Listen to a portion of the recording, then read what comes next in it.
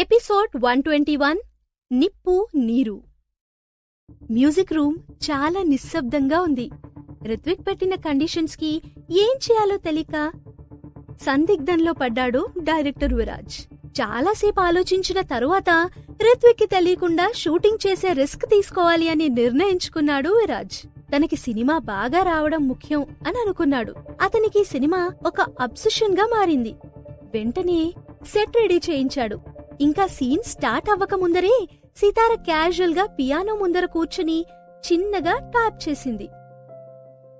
పక్కనే ఉన్న వినయ్ వర్మ ఆమె నోట్స్ ప్లే చేసే విధానాన్ని కొంచెం కరెక్ట్ చేశాడు. ఆ గదిలో కొంతసేపు శ్రావ్యమైన సంగీతం వినిపించింది. అతని స్కిల్స్ చూసి సితార ఆశ్చర్యపోయింది.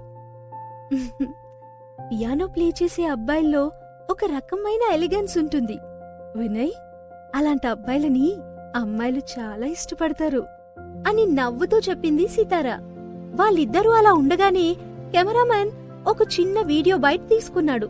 దాన్ని టీజర్ కింద ఉపయోగించుకోవచ్చు అని అతను ఆలోచించుకున్నాడు. అప్పటి వరకు స్క్రిప్ట్ చదవడంలో బిజీగా ఉన్న విరాజ్ అనుకోకుండా వాళ్ళిద్దరిని చూసి ఇంప్రెస్ అయిపోయాడు. పర్ఫెక్ట్ పర్ఫెక్ట్, ఇదే నాకు కావాల్సింది. వినయ్ అండ్ సితారా, ఇదే సీన్ ని మీరు కంటిన్యూ చేయండి, ప్లీజ్ డోంట్ స్టాప్ అని వాళ్ళతో చెప్పి, all right, take positions,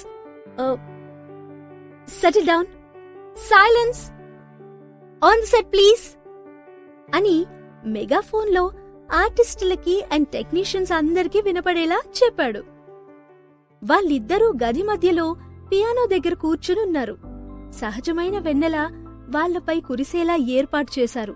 script ప్రకారం లీడ్ ఫైర్ యాక్ట్ చేస్తుంటే విరాజ్ మానిటర్లో పరిశీలిస్తూ కూర్చున్నాడు.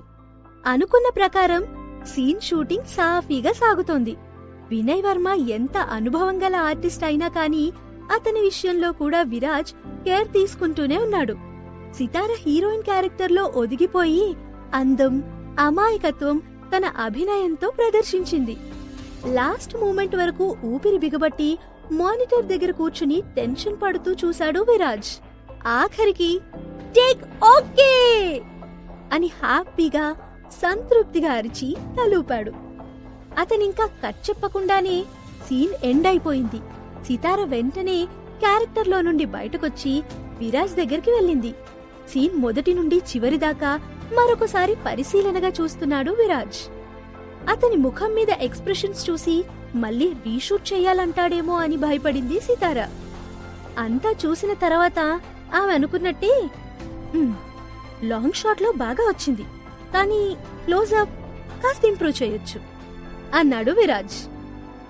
అర్థమైంది సార్ అని వినయంగా తలూపింది సితార. ఆ తర్వాత టచ్అప్ చేసుకుని తన పొజిషన్లోకి వెళ్ళింది. సెట్లో డైరెక్టర్ విరాజ్ చాలా స్ట్రిక్ట్ గా ఉంటాడు. మొదట్లో సితార 1-2 తప్పులు చేస్తే ఆమెను కూడా అందరిలాగే తిట్టాడు. కాని దానివల్ల ఆమె చాలా నేర్చుకుని ఇప్పుడు ఆమెకు కెమెరా అంటే భయం పోయినట్లుగా అనిపించింది. డైరెక్టర్ ఆమె దగ్గరకొచ్చి ఆ తర్వాత రాబోయేటువంటి కిస్సింగ్ సీన్స్ ఎక్స్ప్లెయిన్ చేశాడు. ఆయన అలా వివరిస్తూ ఉంటే సితారకి సడన్ గా రిత్విక్ గుర్తొచ్చాడు. జీవితంలో ఆమె ముద్దు పెట్టుకున్నటువంటి ఏకైక వ్యక్తి రిత్విక్. ఆ రోజు అతను చేసిన చేష్టలన్నీ గుర్తొచ్చాయి. కాని అదే విధంగా ఇంకొక అమ్మాయితో చేసుంటాడనే ఆలోచన రాగానే ఆమెకు రిత్విక్ పట్ల కోపం, అసహ్యం రెండూ కలిగాయి.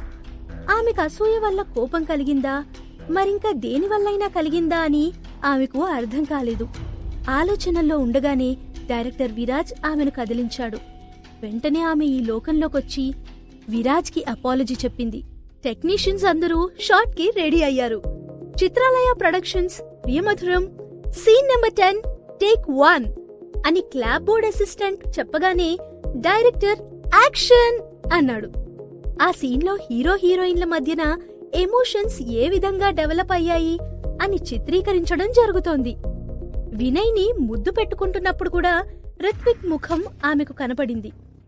నన్ను మోసం చేస్తున్నావా అని అప్పట్లో అహంకారంతో అతను అడిగిన మాటలు సితారకి గుర్తొచ్చాయి. ఇప్పుడు ఎవరిని మోసం చేస్తున్నారు అని మనసులో అనుకుంది సితార. ఆమె పూర్తిగా క్యారెక్టర్లోకి పరకాయ ప్రవేశం చేసింది. ముఖంలో ప్రతి ఒక్క భావం సితారని కాకుండా మూల కథలోని హీరోయిన్ని అంటే క్యారెక్టర్ శ్రేష్ఠని తలపిస్తోంది. సితారా ఇంకా వినయ్ ఒకరిని మించి మరొకరు నటనా ప్రతిభను కనబరిచారు. సీన్ అయిపోయినా కూడా డైరెక్టర్ కట్ చెప్పకుండా ఇన్వాల్వ్ అయిపోయి వాళ్ళనే చూస్తున్నాడు. అక్కడ సినిమా షూటింగ్ జరుగుతున్నట్టు లేదు. వినయ్ ఇంకా సితారా నిజ జీవితంలో తన ఫీలింగ్స్ ని ఎక్స్ప్రెస్ చేసుకుంటున్నట్లుగా అనిపిస్తోంది. నెక్స్ట్ ఏం చెయ్యాలో తెలియక సితారా మ్యూజిక్ హాల్ ఎంట్రన్స్ వైపు చూసింది. అక్కడ ఎంట్రన్స్ మధ్యలో నిలబడి ఒక పొడువాటి వ్యక్తి కనిపించాడు. బ్లాక్ కలర్ షర్ట్ వేసుకున్న అతను చీకట్లో కలిసిపోయినట్టు కనిపిస్తున్నాడు. అతను సెట్లో కనబడగానే అందరూ ఊపిరి తీసుకోవడం కూడా మర్చిపోయి భయంగా అతని వైపే చూస్తున్నారు. అతను మరెవరో కాదు, ఋత్విక్. అతన్ని చూడగానే సితారా షాక్ అయింది. జేబులో చేతులు పెట్టుకుని ఆర్భాటంగా అక్కడ నిల్చున్నటువంటి ఋత్విక్ అతని కళ్ళలో ఎలాంటి భావాలు లేవు. కాని అతని చూపులు మాత్రం శూలాల్లా గుచ్చుకుంటున్న ఫీలింగ్ కలిగింది సితారకి. అప్రయత్నంగా ఆమె శరీరం వణికింది. భయంతో ఆమె 2 అడుగులు వెనక్కేసింది.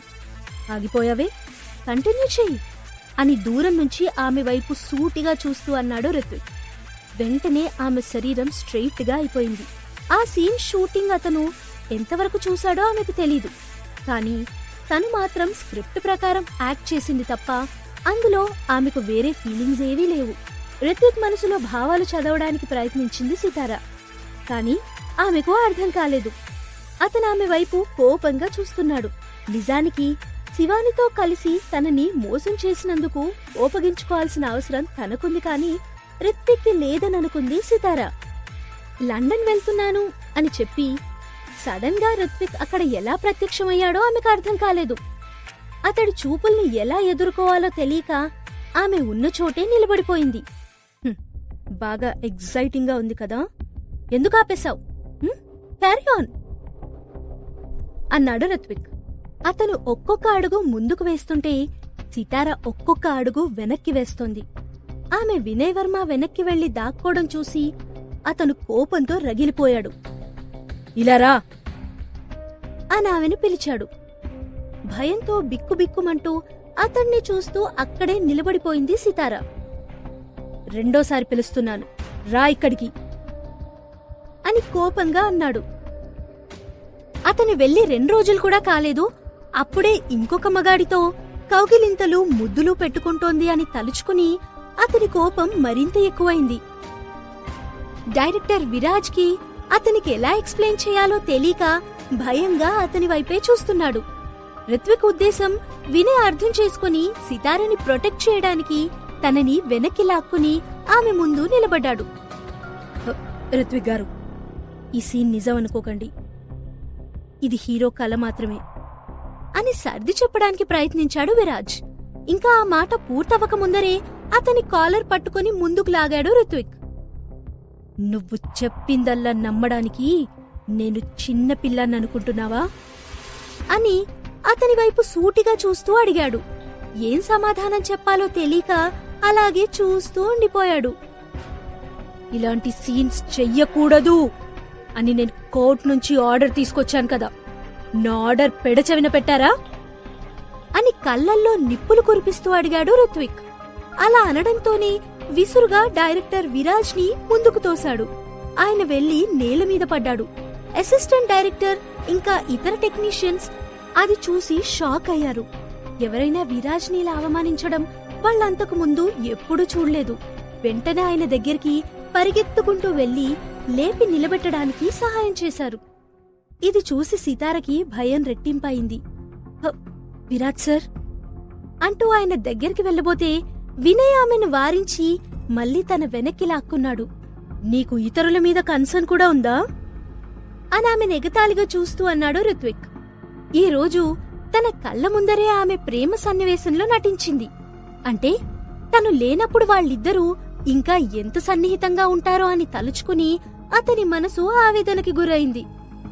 అతని మనసులో ఏమనుకున్నా కాని సితార మాత్రం స్క్రిప్ట్ ప్రకారమే నడుచుకుంది కాని ఆమెకు వేరే ఉద్దేశమే లేదు. కాని డైరెక్టర్ విరాజ్ ని అతనలా చేయడం ఆమె భరించలేకపోయింది. ఋత్విక్, ఏం చేస్తున్నావు నువ్వు? నా మీద కోపాన్ని ఇతరుల మీదెందుకు చూపిస్తున్నావు? అని కొంచెం ధైర్యం చేసి మరీ అతన్ని ఎదుర్కోవడానికి ట్రై చేసింది. Very good. అయితే నేను నీ మీద కోపంగా ఉన్నానన్న విషయం నీకు అర్థమైందన్నమాట. నీకు 3 క్షణాల టైం ఇస్తున్నాను, వెంటనే ఇక్కడికి రా అని డిమాండ్ చేశాడు రిత్విక్. తనేమీ తప్పు చేయలేదని సితారకి తెలుసు. అందుకే ఒక నిర్ణయానికొచ్చినట్టుగా అతని వైపు అడుగులు వేసింది సితార. నో సితారా, నువ్వెళ్ళొద్దు అని ఆమెను ఆపాడు వినయ్. అతనికి రిత్విక్ అంటే పెద్దగా భయం లేదు. సితారని సొంతం చేసుకోవడానికి ఇంత చీప్ గా బిహేవ్ చేయాల్సిన అవసరం లేదు రిత్విక్ అని అతని వైపు సూటిగా చూస్తూ అన్నాడు. సితారా అని ఎంతో చనువుగా అతను పిలవడం చూసి రిత్విక్ పెదాలు కోపంతో బిగుసుకున్నాయి. నీ స్వీట్ వాయిస్ తో అమ్మాయిల్ని ఎలా ట్రాప్ చేయాలో నీకు బాగా తెలుసు వినయ్ అన్నాడు రిత్విక్. ఇద్దరూ ఒకరినొకరు ఎదురెదురుగా నిల్చున్నారు. నిప్పులతో నీరు చెలగాటం ఆడుతున్నట్టుగా ఉంది ఆ దృశ్యం. ఇద్దరి మధ్య వైరం సెట్ మొత్తం వ్యాపించింది. ఆమె మీద చైతి అని వినయ్ వైపు చూస్తూ వార్నింగ్ ఇచ్చినట్టు అన్నాడు రిత్విక్. అతని బెదిరింపులకి వినయ్ కొంచెం కూడా భయపడకుండా సితార చేతిని మరింత గట్టిగా పట్టుకున్నాడు. ఆమె రిత్విక్ ముఖంలో భావాలు గమనించింది. వెంటనే విడిపించుకోవడానికి చిన్నగా ప్రయత్నించింది. వినయ్ మొండిగా ఆమె చేయి పట్టుకుని, భయపడకు సితారా, నేనున్నాను అన్నాడు వినయ్. అతను భరోసా ఇచ్చినా కూడా ఆమెకు భయం తగ్గలేదు. వినయ్ చేష్టలు రిత్విక్ కోపాన్ని పెంచుతున్నాయని ఆమెకు తెలుసు. ఆమెను విడిచిపెట్టు సడన్ గా అనౌన్స్ చేశాడు రిత్విక్. కాని వినయ్ కొంచెం కూడా రియాక్ట్ అవ్వలేదు. ఎక్కడివాడక్కడే నిలబడి ఉండిపోయాడు. ఆమె చేతిని వదలకుండా తన వెనక్కి తోశాడు. ఫైన్ అని చెప్పి ముందుకొచ్చాడు రిత్విక్. అసిస్టెంట్ సహాయంతో పైకి లేచిన విరాజ్ ఇది గమనించాడు. పరిస్థితి చేయి దాటిపోయింది అని అర్థం చేసుకుని రిత్విక్ ని ఆపడానికి ప్రయత్నించాడు. కాని రిత్విక్ అతన్ని పట్టించుకోకుండా బలంగా పక్కకి తోశాడు. అతను దూరంగా వెళ్లి సెట్ ప్రాపర్టీ మీద పడ్డంతో తల తిరగడం మొదలుపెట్టింది. స్టాప్ ఇట్ రిత్విక్ అని గట్టిగా అరిచింది సితార. తన వైపు వస్తున్న రిత్విక్ ని ఎదుర్కోవడానికి సితారని దూరంగా నెట్టాడు వినయ్. ఆమె వెళ్లి గోడకి గుద్దుకుంది. లేచి వెళ్లి రిత్విక్ ని ఆపేలోపే అతను వినయ్ ముఖం మీద పంచ్ చేశాడు. ఇది చూడగానే ఆమె భయంతో వణికిపోయింది. వాళ్ళిద్దరి మధ్య వెళ్లాలని సితార ప్రయత్నిస్తే ప్రొడక్షన్ టీం మెంబర్ ఆమెను వారించాడు. ఇద్దరూ హేమాహేమీలాగా పోట్లాడుకుంటున్నారు. రిత్విక్ కొట్టిన దెబ్బలకు వినయ్ వర్మ పెదాలు చిక్లి రక్తం కారుతోంది. వినయ్ కొద్దిగా సర్దుకుని హ్యాండ్ కఫ్స్ ఫోల్డ్ చేసి గాల్లో ఎగిరి రిత్విక్ ముఖం మీద ఫ్లయింగ్ కిక్ ఇచ్చాడు.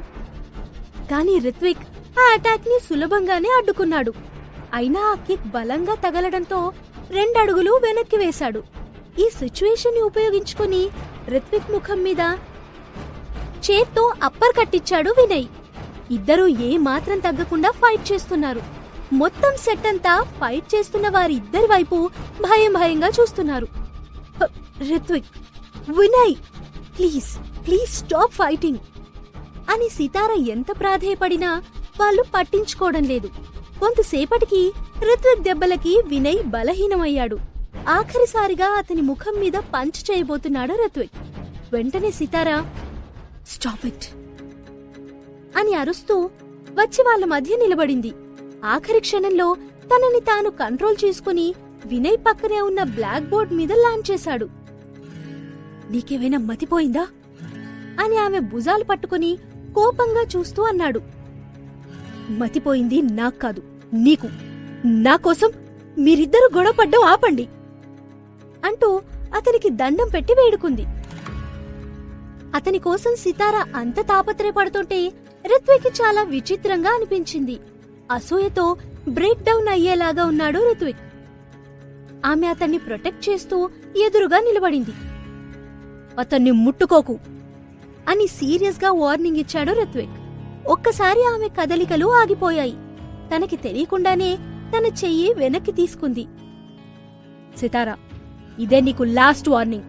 ఇంకొక్కసారి అతన్ని ముట్టుకున్నావని తెలిస్తే అంత్యక్రియలు జరపడానికి బాడీ కూడా మిగలదు అని కంగుమంటున్న స్వరంతో హాల్ అంతా ప్రతిధ్వనించేలా అన్నాడు రిత్విక్. ఆ మాటలు విని అక్కడున్న ప్రతి ఒక్కరూ షాక్ అయ్యారు. రిత్విక్ తలుచుకుంటే ఏదైనా చేయగలడు. వినయ్ వర్మని చంపడం అతనికొక మ్యాటరే కాదు. అది అర్థం చేసుకున్న సితారా వినయ్ నుండి దూరంగా వెళ్ళింది. ఇంకొక్కసారి అతన్ని ముట్టుకుంటే అతని వేళ్లు విరిచేస్తాడు అని కూడా ఆమెకు తెలుసు. మ్యూజిక్ హాల్ మొత్తం గంభీరమైన వాతావరణం నెలకొంది.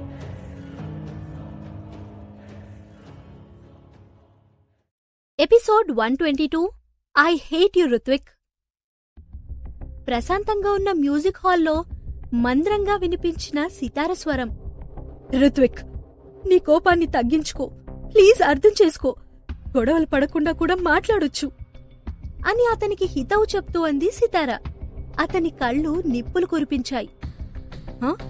కోపం తగ్గించుకోవాలా? ఇప్పటికే చాలా ఆలస్యమైంది. ఇప్పుడొచ్చి నీ ఇష్టం వచ్చినట్టు మాట్లాడితే ఊరుకోవాలా అని ఆమెను అడిగాడు రుత్విక్. కొద్దిగా సర్దుకుని లేచి నిలబడ్డాడు వినయ్. ఆ తర్వాత రుత్విక్ వైపు చూస్తూ,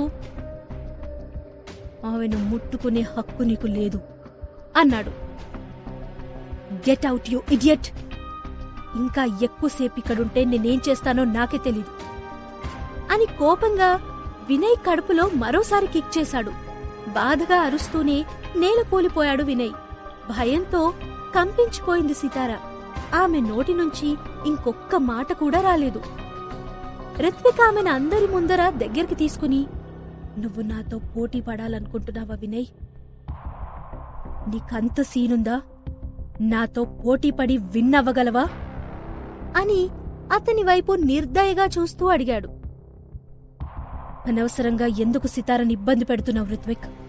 నువ్వు ఎంత సమర్థుడివో ఇక్కడున్న వాళ్ళందరికీ తెలుసు అని మిగిలిన ఉన్న శక్తితో లేచి నిలబడ్డానికి ట్రై చేస్తే రిత్విక్ అతనికి ఆ అవకాశం ఇవ్వకుండా మరొకసారి నేలమీద పడేశాడు. నేను ఊళ్ళో లేనప్పుడు సితారని సొంతం చేసుకోవాలని చూశావు. ఎంత ధైర్యం నీకు అని అతని కడుపు మీద కాలేసి నిర్దాక్షిణ్యంగా తొక్కుతూ అడిగాడు రిత్విక్. బాధతో విలవిల్లాడిపోయాడు వినయ్. నేను సితారని ఏమైనా చేస్తాను. అసలు నీకేంటి సంబంధం? నీకడిగే హక్కే లేదు అన్నాడు వినయ్. ఏంటి ఏంటి నాకు హక్కుందో లేదో ఇప్పుడే తెలుస్తా అని సితార వైపు తిరిగి, ఈ ఫూల్కి చెప్పు, నువ్వే చెప్పు, మా ఇద్దరిలో నువ్వు ఎవరిదానివి అడిగాడు రిత్విక్. ఆమె పెదాలు భయంతో వణుకుతున్నాయి. ఆమె క్షణక్షణం లేట్ చేస్తే కొద్ది కొద్దిగా అతనిలో అసహనం పెరుగుతోంది. చెప్పు అని బలవంతంగా ఆమె భుజాలు పట్టుకుని అడిగాడు రిత్విక్. నేలమీద పడున్న వినయ్కి అతను ఆమెతో ప్రవర్తించే విధానం నచ్చక, రిత్విక్, ఆమెను బలవంతం చేయకు, ప్లీజ్ వదిలేయ్. ఏ అధికారంతో నువ్వు ఆమెతో మాట్లాడుతున్నావు? వదిలేయ్ అంటూ గోలగోలగా అరిచాడు.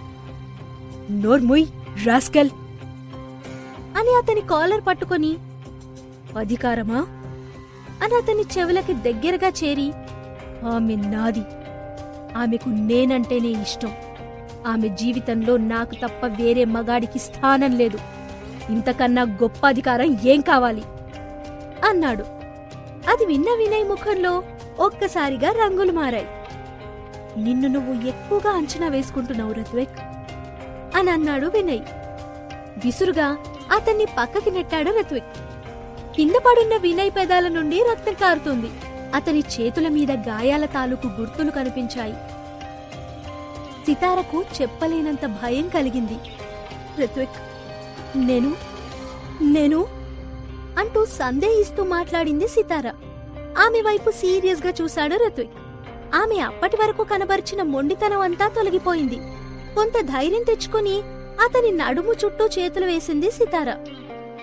నేను నీదాన్ని, ఇదే కదా నీ కావలసింది? ఇంక నీ కోపం తగ్గించుకో.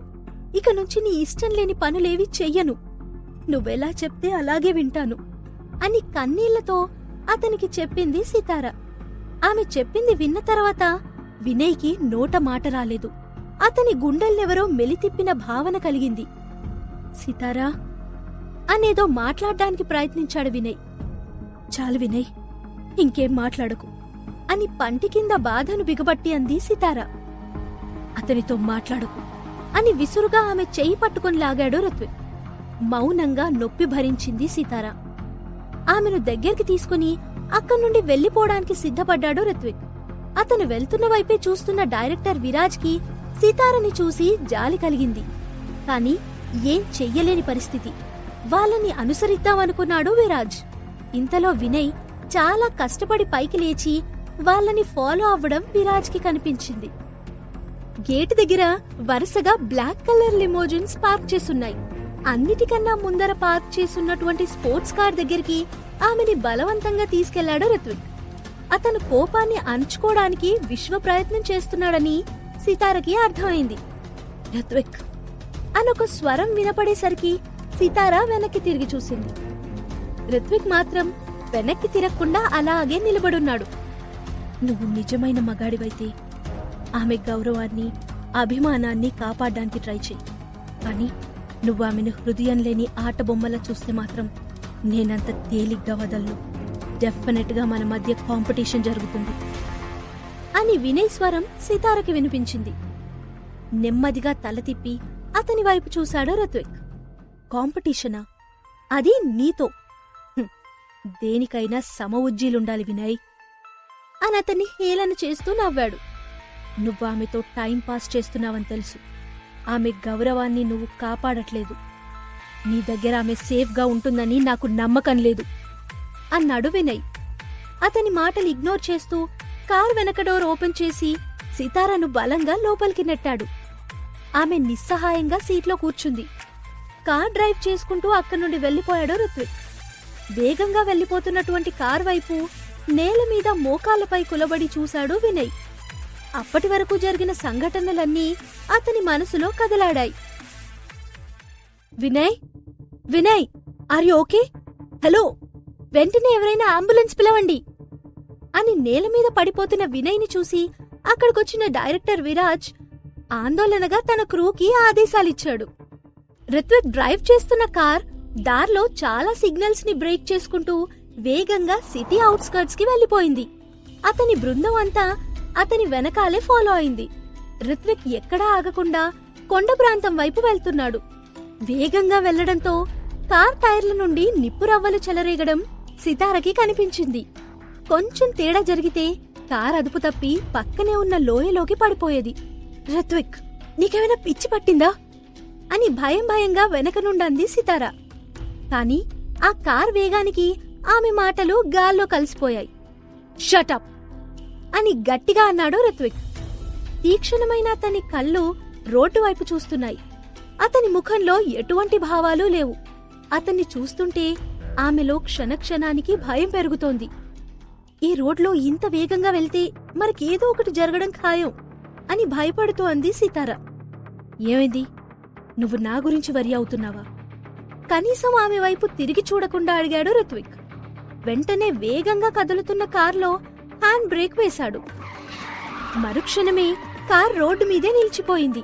టైర్లకి రోడ్డుకి మధ్య తీవ్రమైన రాపిడి జరగడంతో తెల్లటి పొగ ఆ ప్రదేశం మొత్తం కమ్మేసింది. అది చూసి కార్కి మంటలంటుకున్నాయేమో అని భయపడి, ప్లీజ్ రిత్విక్, కార్ ఆపు అని ఏడుస్తూ వేడుకుంది. అతనామె మాటలు వినకుండా మరొకసారి ముందుకు పోనిచ్చి అదే విధంగా బ్రేక్ వేశాడు. Please please stop it Ritvik అని కళ్ళు మూసుకుని గట్టిగా అరిచింది సితార. చెప్పు, నాకేమైనా అవుతుంది అని భయపడుతున్నావా అంటూ మళ్ళీ అదే మాటలు రిపీట్ చేశాడు రిత్విక్. ఆమె ఏమీ మాట్లాడకపోయేసరికి మళ్ళీ అలాగే అడిగాడు. అవును, నేను భయపడుతున్నాను. నీ గురించి భయపడుతున్నాను. ఇప్పుడు నువ్వు హ్యాపీయేగా? దయచేసి కార్ ఆపు రిత్విక్ అని ఆఖరిసారిగా అడిగింది సితార. అతనెటువంటి భావనలు లేకుండా బ్రేక్ మీద కాలు వేసి కార్ స్టాప్ చేశాడు. కార్ రేలింగ్కి గుద్దుకుని ఆగిపోయింది. కొంచెం ఉంటే సితార అనుకున్నట్టుగా లోయలో పడిపోయేవారు. భయంగా కళ్ళు తెరవగానే ఆమెకొక పర్వతం కనిపించింది. ఆమెకు దాదాపు నర్వస్ అయినంత పనయింది. ఐ హేట్ యు రిత్విక్ అని కళ్ళు మూసుకుని అరిచింది సితార. సీట్ బెల్ట్ లూజ్ చేసి ఆమెను కొంచెం దగ్గర తీసుకుని, ఏమన్నావ్ అని అడిగాడు రిత్విక్. అతని వైపు అపనమ్మకంగా చూసింది సితార. ఒక్కొక్కసారి రిత్విక్ ని చూస్తే ఆమె కొంచెం భయం కలుగుతూ ఉంటుంది. ఒక్క విషయం గుర్తుపెట్టుకో సితారా, నాకెంత ఇష్టమైన వాళ్ళైనా నాకు కోపం తెప్పిస్తే నాలో రాక్షసుని చూస్తారు అని చెప్పి ఆమె వైపు సీరియస్గా చూశాడు రిత్విక్. మర్యాదగా నువ్వన్న మాటల్ని వెనక్కి తీసుకో అని డిమాండ్ చేశాడు రిత్విక్. ఒక్కసారి అతను ఏమన్నాడో ఆమెకు అర్థం కాలేదు. అర్థమైన వెంటనే ఆల్ రైట్ వెనక్కి తీసుకుంటాను అని భయంతో వణుకుతూ అంది సితారా. ఆ తర్వాత మెల్లిగా ఆమె పెదవుల్ని తాకి చూశాడు. ఇక్కడే ముద్దు పెట్టుకున్నాడు కదా వాడు అని అడిగాడు. ఆ మాటలకి సితార స్టన్ అయిపోయి అవునన్నట్టు తలూపింది. ఆ గుర్తులు చెరిపేయడానికన్నట్టు ఒక్కసారి తన మునివేళ్లతో పెదవులపైన గట్టిగా రుద్దాడు. అలా చేసినా అతనికి సంతృప్తి కలగక ముందుకు వంగి ఆమె పెదవులపై గాఢంగా ముద్దు పెట్టుకున్నాడు. వినయ్ అంటే నీకిష్టమా? అకస్మాత్తుగా అడిగాడు రిత్విక్. ఆమె కంగారు పడుతూ తల అడ్డంగా ఊపింది. నిజానికి వినయ్ వర్మ విషయంలో ఆమెకు వేరే ఆలోచనలేవీ లేవు. సితారా అతడిని కేవలం తన సహనటుడిగానే పరిగణించింది. లైఫ్లో ఎప్పుడూ మళ్ళీ అతన్ని టచ్ చెయ్యనివ్వకు. నువ్వు నా దానివనే విషయం మర్చిపోకు. ఎవరైనా నిన్ను టచ్ చేస్తే నాకిష్టం లేదు. నీ ఉద్యోగం పోయినా, నీ యాక్టింగ్ కెరియర్ మొత్తం నాశనమైనా నాకేం ప్రాబ్లం లేదు అన్నాడు రిత్విక్. అతననే ప్రతి మాట ఆమె మనసుని గాయపరుస్తోంది. అర్థమైంది, ఇంకెప్పుడు అలా జరగకుండా చూసుకుంటాను అని చెప్పింది సితారా. ఆ మాటలతో సంతృప్తి చెందినటువంటి రిత్విక్ తన కార్ని రివర్స్ చేశాడు. కార్ రోడ్డు మీదికి రాగానే ఆమె డోర్ తీసుకుని బయటకు జంప్ చేసింది. కార్ కొద్దిగా వేగంగా వెళ్తూ ఉండడం వల్ల ఆమె మోకాళ్ళు కొట్టుకుపోయాయి. వెంటనే రిత్విక్ కార్ ఆపి కిందికి దిగి ఆమె దగ్గరకొచ్చాడు. కొండమీద చల్లటి గాలి వీస్తూ ఆమె హెయిర్ మెస్సీగా తయారైంది. అతను వేసుకున్నటువంటి బ్లాక్ కలర్ డ్రెస్ ఆ చీకట్లో కలిసిపోయినట్లు అనిపించింది. ఆ పర్వతానికి అతనే మహారాజులాగా కనిపిస్తున్నాడు. అతను నెమ్మదిగా వంగి ఆమె చెయ్యి అందుకోవడానికి ట్రై చేశాడు. వెంటనే ఆమె అతని చెయ్యిని అసహనంతో విదిలించుకుంది. ఇంతసేపు అతడి కోపాన్ని కంట్రోల్ చేయడానికి అతని మాట విన్నట్టుంది ఆమె ప్రవర్తన. అతనొక్క అడుగు ముందుకు వేస్తుంటే అతని నుండి దూరంగా జరగడానికి ప్రయత్నిస్తోంది. ఈరోజు అతని ప్రవర్తన, శివాని ఆమెతో చెప్పిన విషయాలన్నీ ఒక్కసారి సితార కళ్ల ముందర కదిలాయి. ఆమెకు బాధ కలిగింది. అతనంటే ఎక్కడలేని అసహ్యం పుట్టుకొచ్చింది. వెంటనే అతని ముఖం ఆశ్చర్యంగా మారిపోయింది. ఏమైంది సితారా? ఎందుకలా వెనక్కెళ్తున్నావు? అర్థం కానట్టు అడిగాడు. డోంట్ టచ్ మీ అని సీరియస్గా చూస్తూ చెప్పింది. నేను టచ్ చేయకపోతే వినయ్ టచ్ చేస్తాడా అని తను కూడా కోపంగా అడిగాడు రిత్విక్. అసలు దీంతో వినయ్ వర్మకి సంబంధమేంటి అని అడిగింది సితారా. ఇంకొక్కసారి అతని పేరెత్తావంటే ఈ భూమి మీదే లేకుండా చేస్తాను అన్నాడు రిత్విక్. అవునా? దమ్ముంటే చెయ్యి చూద్దాం అని అతన్ని ఛాలెంజ్ చేసింది సితారా.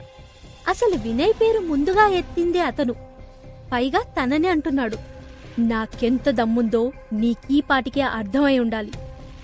నేను తలుచుకునుంటే వినయ్ వర్మన్ అక్కడే ఫినిష్ చేసేవాణ్ణి అని ఆమె వైపు చూస్తూ అన్నాడు. ఒక్కసారి సితారా అతని చెయ్యి వైపు చూసింది. ఇందాక జరిగిన గొడవలో అతని చేతికి గాయమైంది. ఇప్పుడు అతని చేతి మీద రక్తం గడ్డకట్టి పైన చర్మం కొద్దిగా లేచినట్టు కనబడుతోంది. అయినా అతని ముఖంలో కొంచెమైనా బాధ లేదు.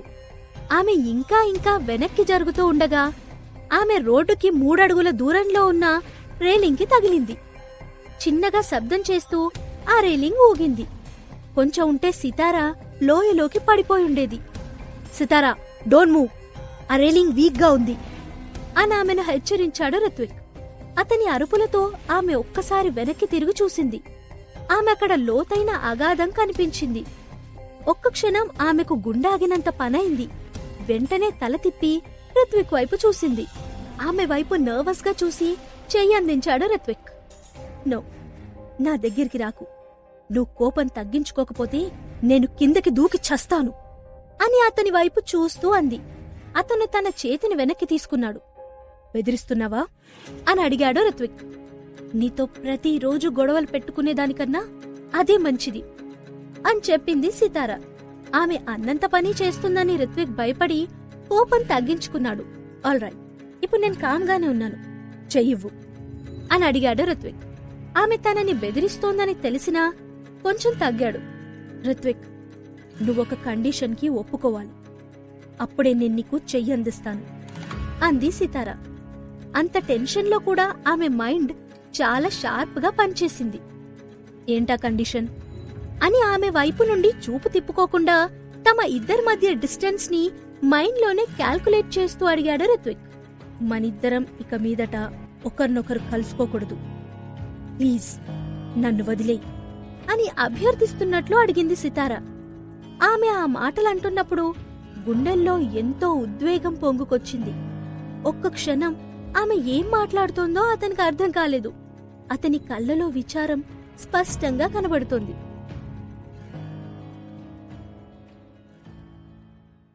Episode 123 touch me not. లోయ ప్రాంతం ప్రశాంతంగా ఉంది. సితార అన్న మాటలు ఆ నిశ్శబ్దంలో ప్రతిధ్వనించాయి. ఆ మాటలు చెప్పిన తర్వాత అకస్మాత్తుగా తనున్న ప్రమాదకరమైనటువంటి పరిస్థితిని గ్రహించింది సితార. అలా తను వెనక్కి తిరిగి చూసింది. వెనక చాలా లోతుగా ఉన్న కొండలోయ భయంకరంగా కనిపించింది. ఆ లోయను చూసిన సితార గుండె ఫాస్ట్గా కొట్టుకోవడం స్టార్ట్ చేసింది. అంత పెద్ద అగాధాన్ని చూసిన ఆమె కళ్ళు తిరగడం ప్రారంభించాయి. ఇక సపోర్ట్ కోసం పక్కనే ఉన్న రేలింగ్ ని గట్టిగా పట్టుకుంది. చిన్నతనం నుండి సితారకు ఆక్రోఫోబియా ఉంది. ఆమెకు ఎత్తులంటే చాలా భయం. అంత ఎత్తు నుండి కిందకు చూసిన సితార బాడీ మొత్తం చల్లబడి కాళ్ళు చేతులు స్వాధీనం తప్పడం మొదలుపెట్టాయి. సితారను తీక్షణంగా చూస్తున్న రిత్విక్ ఆమె ప్రతి కదలికను జాగ్రత్తగా గమనిస్తున్నాడు. సితార ముఖం నీరసంగా భయంతో బిగుసుకుపోవడం చూసిన రిత్విక్ తెలియని భయాందోళనకు గురయ్యాడు. చిన్నగా అంచున జరుగుతున్న సితార ఎక్కడ బ్యాలెన్స్ తప్పి లోయలో పడిపోతుందో ఏమో అన్న భయం అతని దృష్టి మొత్తం ఆమెపై నిలిపి ఉంచాడు రిత్విక్. కిందకు చూస్తున్న సితార సడన్ గా ముందుకు వంగి సపోర్ట్ కోసం రేలింగ్ పట్టుకోవడం, అలా పట్టుకోవడంతో చిన్న బండరాయి దొర్లి లోయలోకి పడింది. ఆ శబ్దం విన్న రిత్విక్ భయంతో ఒక్కసారి గుండె ఆగినట్లు అనిపించింది. కాని ప్రస్తుతం సితార ప్రవర్తన అతను మునుపెన్నడూ అనుభవించని ఆందోళనకు గురయ్యాడు. అతను భయంగా ఆమెను చూస్తూ ఆమె వైపు చేయి చాచాడు. సితారా, ప్లీజ్ నా మాట విను, నువ్వు నా చేయిని పట్టుకో అని పిలుస్తున్నాడు రిత్విక్. తను ఎందుకంత ఆందోళనకు గురవుతున్నాడు అని అర్థం కాలేదు రిత్విక్కి. సితార కొద్దిగా బ్యాలెన్స్ తప్పి కింద పడితే అన్న చిన్న ఆలోచనే రిత్విక్ శరీరాన్ని నిలువెల్లా వణికించేసింది. ఎలాగైనా సితారను తన వైపు లాక్కోవాలి అన్న ఉద్దేశంతో అడుగు ముందుకు వేయబోయిన రిత్విక్ ని చూసి, ఆగు రిత్విక్, అక్కడే ఆగిపో. ఒక్క అడుగు ముందుకు వేసినా నేనిక్కడి నుండి నిజంగానే దూకేస్తాను అని కంగారుగా అరిచింది సితార. సితార మాటలు విన్న రిత్విక్ కి పట్టరాని కోపం వచ్చింది. కాని ఆవేశంలో సితార నిజంగానే తెలివి తక్కువ నిర్ణయం తీసుకుంటుందేమో అని భయపడ్డాడు రిత్విక్. కామ్ డౌన్ సితారా, కామ్ డౌన్, నేను ముందుకు రావడం లేదు, టెన్షన్ పడకు అన్నాడు రిత్విక్. అటువైపు ప్రమాదం, చెప్పింది విను, నిదానంగా నా వైపు వచ్చేయి, నేను నిన్నేమి చెయ్యను, ప్లీజ్ సితారా. చాలా మృదువుగా సితారను బతిమాలాడు రిత్విక్. నో నో, నేను రాను. నీ దగ్గరకొచ్చి నీ చేత ప్రతిరోజు ప్రతి క్షణం అవమానానికి గురి కావడం కంటే నాకిక్కడి నుండి దూకడం మేలనిపిస్తుంది. ఒక్కరోజైనా నన్ను మనిషిగా ట్రీట్ చేసావా? చెప్పు రిత్విక్. ఇన్నాళ్ళు తన మనసులో అదిమి ఉంచిన బాధను బయట పెడుతూ అంది సితార. సితార తనను నిందించడం భరించలేని రిత్విక్ కోపంగా, సితార, నీకు లాస్ట్ ఛాన్స్ ఇస్తున్నాను, వెంటనే ఇటు పక్కకురా, నా కోపం తెప్పించకు అని చాలా హార్ష్ గా అన్నాడు. రిత్విక్ కోపం చూసిన సితార గట్టిగా నవ్వింది. నీ దృష్టిలో నేనొక ఆట వస్తువుని, ఎప్పుడూ నీ ఇష్ట ప్రకారం నడుచుకోవాలి, నాకంటూ ఒక లైఫ్ ఉండాలని నీకు తెలుసా? కనీసం నీ జీవితంలో నా స్థానం ఏమిటో నీ క్లారిటీగా తెలుసా? నువ్వు చెప్పే లైఫ్ నాకొద్దు, నేనడిగే గుర్తింపు నువ్వివ్వలేవు. అలాంటప్పుడు నీ దగ్గరికి నేనెందుకు రావాలి? ఏడుస్తూ అంది సితార. సితార ఏడుపుని చూసి చలించిపోయాడు రిత్విక్. కాని సితార నోటి నుండొస్తున్న మాటలను భరించలేకపోయాడు.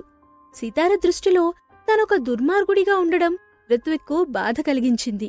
తన మనసులో ఆమెకున్న స్థానం ఏమిటి అనేది సితార ఎందుకు అర్థం చేసుకోలేకపోతోందని మనసులో అనుకున్నాడు. సితారా, ప్లీజ్ కామ్ డౌన్, అన్నీ నిదానంగా మాట్లాడుకుందాం, ప్లీజ్ నా దగ్గరకు రా అని మళ్ళీ ఆమెను బతిల్లాడాడు. నేను రాను, మళ్ళీ మళ్ళీ చెబుతున్నాను, నా కండిషన్కి ఒప్పుకుంటేనే నేనిక్కడి నుండి వస్తాను. లేదంటే దూకేస్తాను అని సితార చాలా దృఢంగా చెప్పింది. ఆమె తనని బెదిరిస్తోందని గ్రహించిన రిత్విక్ గట్టిగా పిడికిలి బిగించి కోపాన్ని అదుపులోకి తెచ్చుకునే ప్రయత్నం చేస్తూ, సరే చెప్పు, నీకేం కావాలన్నా చేస్తాను అన్నాడు. రిత్విక్ అంత సులభంగా ఒప్పుకుంటాడని ఎక్స్పెక్ట్ చేయని సితార ఆశ్చర్యంగా ముందుకడుగులు వేసింది. సితార ప్రతి కదలికను గమనిస్తున్న రిత్విక్ ఒక ఉదుటన సితార చెయ్యి పట్టుకుని ముందుకు లాగాడు. వెంటనే సితార అతని బిగి కౌగిట్లో బందీ అయ్యింది. ఎంత ధైర్యం నీకు? ఇంకొకసారి ఇలాంటి పిచ్చి పని చేశావో చూడు, నిన్నేం చేస్తాను అంటూ ఆమె తడి పెదవులను తన పెదవులతో ఆక్రమించాడు. సితార ఆ ముద్దుకు మైమరచిపోయింది. ఒక్క నిమిషం సితారకు ప్రపంచం ఆగిపోయిన అనుభూతి కలిగింది. ఆలోచిస్తున్న సితార కింది పెదవిని రిత్విక్ మునిపంటితో కొరికాడు. పరధ్యానంలో ఉన్న సితార సడన్ గా కలిగిన నొప్పి కారణంగా ఔచ్ అంది. ఆ చిన్న శబ్దానికి రిత్విక్ మనసు అదుపు తప్పింది. చాలా రోజుల నుండి తనలో అణిచిపెట్టిన ఆవేశం ఒక్కసారిగా బయటకొచ్చినట్టు రెచ్చిపోయాడు రిత్విక్. సితారను గట్టిగా పట్టుకుని, నా నుండి తప్పించుకోవడం అంత సులభం కాదు. ఒక విషయం బాగా గుర్తుపెట్టుకో సితారా, నువ్వు కేవలం నాకు మాత్రమే సొంతం. ఇంకా ఎవరికీ నీ నీడను ముట్టుకునే రైట్ కూడా లేదు అన్నాడు. అంటూనే సితార పెదవులను తన బొటన వేలితో గట్టిగా రుద్దాడు రిత్విక్. వినయ్ నిన్నింకా ఎక్కడెక్కడ ముట్టుకున్నాడో చెప్పు. ఇక్కడా లేదా ఇక్కడా అని ఆమె శరీరాన్ని చేతితో తడుముతూ కోపంగా అడిగాడు. రిత్విక్ ప్రవర్తనతో కోపం వచ్చిన సితార, రిత్విక్ ప్లీజ్, నేను కేవలం నా ప్రొఫెషన్ కి తగ్గట్టుగా యాక్టింగ్ చేశాను. నాకతని మీద ఎలాంటి ఇంట్రెస్ట్ లేదు అంది బాధగా. రిత్విక్ ఎటువంటి పరిస్థితుల్లోనూ సితారను ఇంటిమేట్ సీన్స్ చేయడానికి వీల్లేదని ఆల్రెడీ డైరెక్టర్ కి క్లియర్ ఇన్స్ట్రక్షన్స్ ఇచ్చి వెళ్లాడు. తను ట్రిప్ లో ఉన్న ఈ 10 days అనుక్షణం సితార ఆలోచనలతో గడిపాడు. రిత్విక్ మొదటి నుంచి పెళ్లి మీద పెద్దగా ఇంట్రెస్ట్ లేదు. అతని దృష్టిలో పెళ్ళంటే కేవలం ఒక బాధ్యత. తన లైఫ్ లో ఎలాంటి ఎమోషన్స్ కి స్థానం లేదని కాన్ఫిడెంట్ గా ఉన్న రిత్విక్ మొదటిసారి సితార విషయంలో తన మనసు తన మాట వినడం లేదని గమనించాడు. సితార అడిగిన జీవితాన్ని ఆమెకి ఇవ్వాలని ఫిక్స్ అయ్యాడు. కాని దానికి బదులుగా ఆమె తన నెంబర్ని బ్లాక్ చేసింది. అండ్ తనొచ్చేసరికి వేరే వ్యక్తి కౌగిట్లో సితార కనిపించడంతో తట్టుకోలేకపోయాడు రిత్విక్. అది కేవలం నటన కావచ్చు, కాని సితార తనకు మాత్రమే సొంతం. పొద్దున సెట్లోని సన్నివేశం మళ్లీ గుర్తుకు రావడంతో కోపంతో సితారను తన భుజంపై వేసుకుని కార్ డోర్ ఓపెన్ చేసి ఫ్రంట్ సీట్లో కూర్చోపెట్టి కార్ని వేగంగా గెస్ట్ హౌస్ వైపు పోనిచ్చాడు రిత్విక్. గెస్ట్ హౌస్ ముందు కారు దిగి రిత్విక్ సితారను భుజంపై వేసుకుని నేరుగా తన బెడ్రూంలోకి తీసుకెళ్లాడు. బాత్రూం డోర్ ఓపెన్ చేసి సితారను బాత్ టబ్లో మెల్లిగా దింపాడు. సితార ఎంత ప్రయత్నించినా అతని చేతుల్లో నుండి తప్పించుకోలేకపోయింది. అతని బలం ముందు ఓడిపోయిన సితార నిస్సహాయంగా మౌనంగా ఉండిపోయింది. సితార ఇంకా పొద్దున సెట్లో వేసుకున్న డ్రెస్లోనే ఉంది. నీళ్లలో తడవడం వల్ల తెల్లని ఆమె చుడిదార్ ట్రాన్స్పరెంట్ గా అయ్యి ఆమె బాడీకి అతుక్కుపోయింది. తడిచిన బట్టల్లో నుంచి బయటకి కనిపిస్తున్న సితార యద సంపద చూసి రిత్విక్ బాడీ స్టిఫ్ గా అయింది. తెల్లని మేనిఛాయ, సముద్రం అలలాగా టబ్ మీద స్ప్రెడ్ అయిన ఆమె పొడవాటి కురులు, భయంగా తన వైపు చూస్తున్న కళ్ళు, ఎర్రగా ప్లంపీగా ఉన్న పెదవులు, బాడీకి అంటుకుపోయిన తన ప్రతి వంపుని చూపిస్తున్న డ్రెస్తో బాత్ టబ్లో ఉన్న సితార మెరిసిపోతోంది. సితారనలా చూసిన రిత్విక్ గుండె గతి తప్పింది. అతని కళ్ళు కోరికతో ఎరుపెక్కాయి. సితారను గట్టిగా హగ్ చేసుకుని తనలో కలుపేసుకోవాలి అని సితార వైపు చేయి చాపిన రిత్విక్ సితారను ఆ వినయ్ ముట్టుకున్నాడు అన్న విషయం గుర్తుకొచ్చి కోపంగా, నీ వంటి మీద ఆ వినయ్ తాకిన ప్రదేశాన్ని శుభ్రంగా క్లీన్ చేసుకో అని కోపంగా అరిచి బాత్రూమ్ డోర్ గట్టిగా మూసి బయటకు వెళ్లిపోయాడు. రిత్విక్ వెళ్లిన వైపే బాధగా చూస్తూ, నాకు వినయ్కి ఎలాంటి సంబంధం లేదు, అయినా ఎందుకు, నమ్మకం లేని చోట ఎలా ఉండాలి, నేను క్లీన్ చేసుకోవాలి కదా, అంతే కదా అని విరక్తిగా పక్కనున్న స్క్రాప్ సోప్ చేతిలోకి తీసుకుంది సితార. రూంలో నుండి కోపంగా బయటకొచ్చిన రిత్విక్ క్యాబిన్ లో నుండి వైన్ బాటిల్ తీసి గ్లాస్లో నింపుకున్నాడు. బాల్కనీలో చైర్లో కూర్చుని నిదానంగా సిప్ చేస్తూ సితార గురించి ఆలోచిస్తున్నాడు. తన రూంలో నుండి బయటకు వచ్చి 1 hour అయింది. అయినా ఇంకా సితార బయటికి రాలేదు. గాబరాగా బాత్రూంలోకి పరిగెత్తుకుంటూ వెళ్లిన రిత్విక్ బాత్ టబ్లో కూర్చుని రక్తం వచ్చేలా తన బాడీని స్క్రబ్ చేస్తున్న సితారను చూసి ఆశ్చర్యంగా డోర్ దగ్గర ఆగిపోయాడు. తెల్లగా అందంగా ఉన్న సితార బాడీ పైన రెడ్గా స్క్రాచెస్ ఏర్పడ్డాయి. సితారా, నీకేమైనా పిచ్చి పట్టిందా? ఎందుకు అలా బిహేవ్ చేస్తున్నావు అని గట్టిగా అరుస్తూ ఆమె బాత్ టబ్ నుండి పైకి లేపాడు. రిత్విక్ చేతిని అవతలకు నెట్టి కోపంగా, ఇప్పుడు నేనేం తప్పు చేశాను? నువ్వే కదా నన్ను క్లీన్ చేసుకో అన్నావు. నా శరీరం వేరే వాళ్ళు తాకడం వల్ల కదా డర్టీ అయింది అని నీ ఉద్దేశం. అందుకే క్లీన్ చేసుకుంటున్నాను అని కోపంగా అంది సితార. ఆమె ముఖంలో బాధను చూసిన రిత్విక్ హగ్ చేసుకోవడానికి ముందుకు కదిలాడు. రిత్విక్ నుండి వెంటనే దూరంగా జరిగింది సితార. నువ్వెలాగైతే వేరే వాళ్ళని తాకడం వల్ల నేను డర్టీ అయ్యానని ఫీల్ అయ్యావో, నేను అలాగే నువ్వు కూడా డర్టీ అయ్యావని ఫీల్ అవుతున్నాను. సో డోంట్ టచ్ మీ అంది కోపంగా.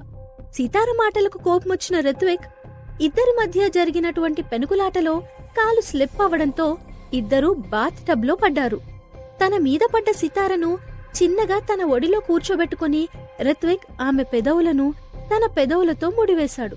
రిత్విక్ ఎనర్జీ ముందర సితార ఓడిపోయింది. రిత్విక్ సితార మెడవంపులో తల దాచుకున్నాడు. ఎగసిపడే సితార గుండె చప్పుడు వింటూ చిన్నగా తలపైకెత్తి ఆమె కాలర్ బోన్ దగ్గర పుట్టుమచ్చ పైన ముద్దు పెట్టి అక్కడ చిన్నగా కొరికాడు.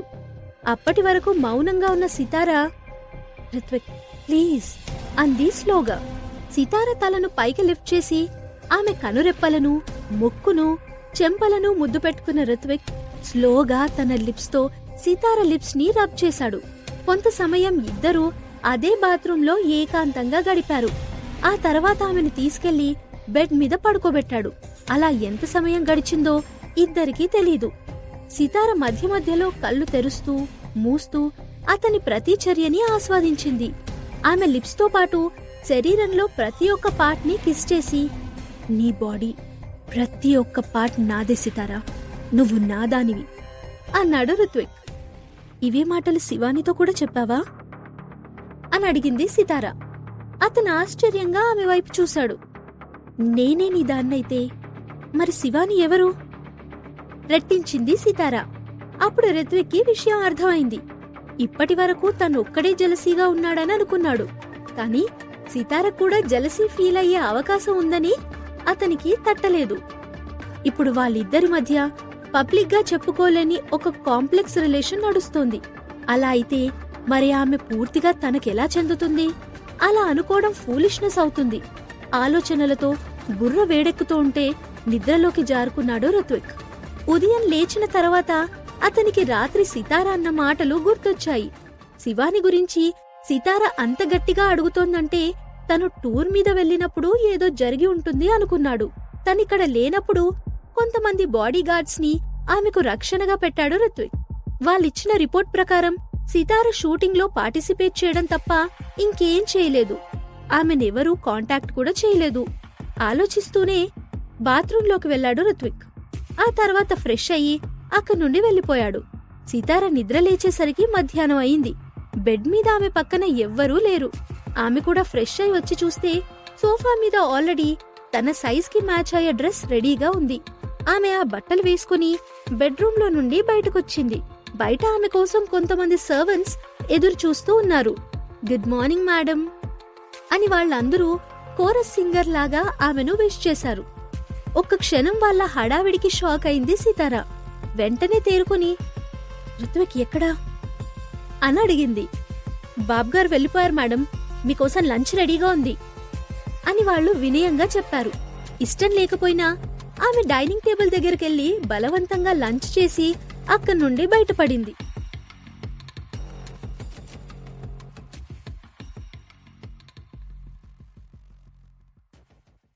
ఎపిసోడ్ నెంబర్ 124 సీక్రెట్ ఆఫ్ సరళ.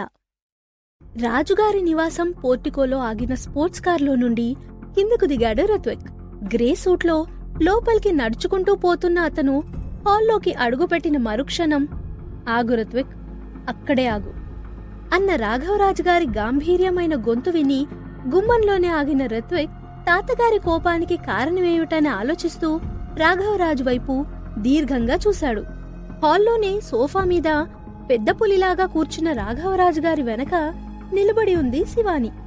రాజుగారి భుజాలను మెల్లిగా మసాజ్ చేస్తుంది.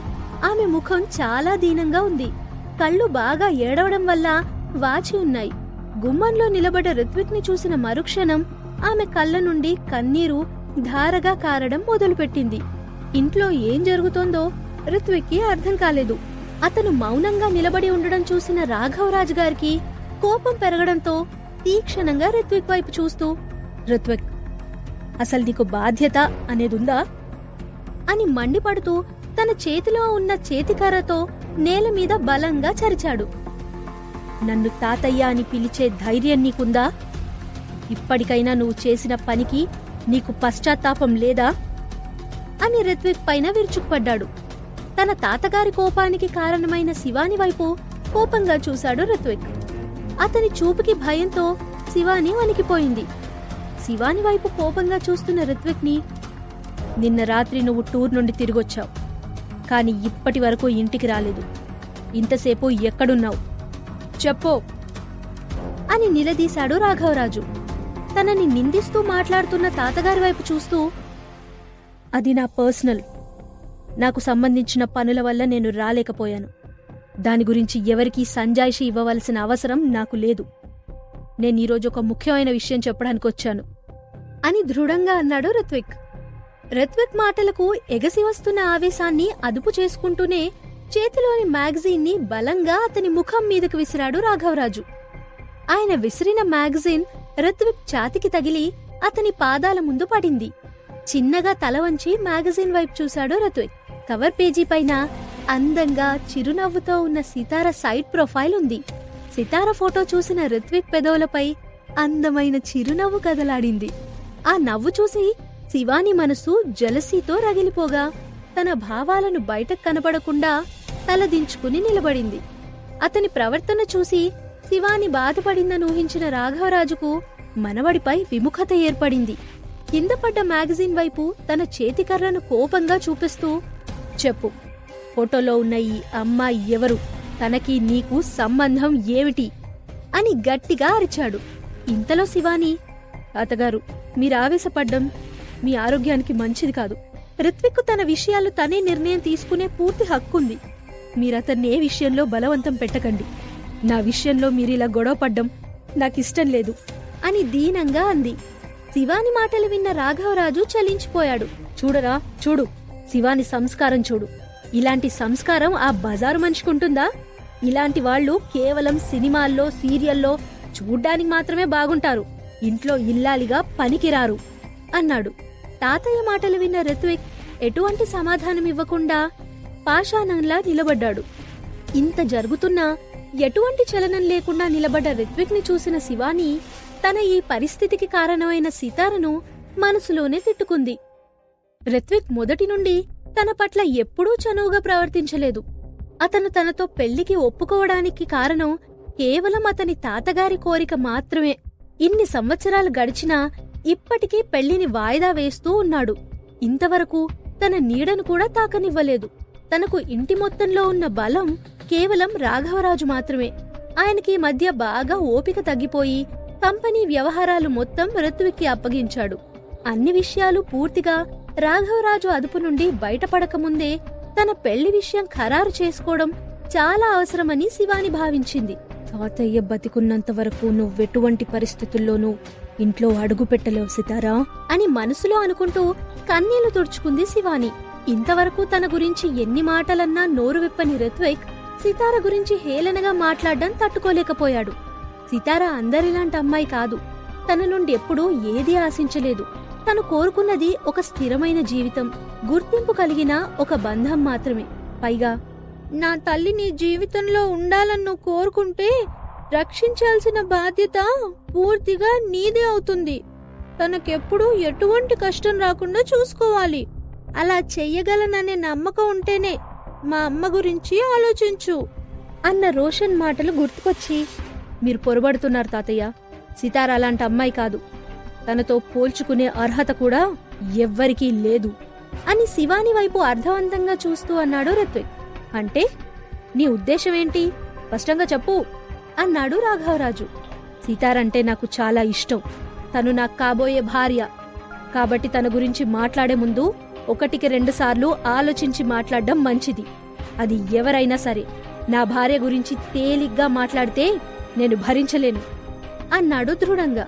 రిత్విక్ మాటలు విన్న రాఘవరాజు గారు శిలాప్రతిమలా నిలబడిపోయారు. శివానికి గుండాగినంత పనైంది. రిత్విక్, నువ్వేం మాట్లాడుతున్నావో నీకు అర్థమవుతుందా? నా గొంతులో ఊపిరున్నంత వరకు ఇలాంటి పని జరగదు. నేను జరగనివ్వను. అలాంటి ఊరు పేరు లేని మనిషి ఇంటి కోడలిగా నేనెలా ఒప్పుకుంటాను అన్నాడు రాఘవరాజు. ఇలాగే వదిలితే గొడవ పెద్దదయ్యేది ఉందని, మొదటికే మోసం వస్తుందని గ్రహించిన శివాని, తాతగారు మీరు శాంతించండి. ప్రేమ పెళ్లి అనేది బలవంతం మీద జరిగేది కాదు.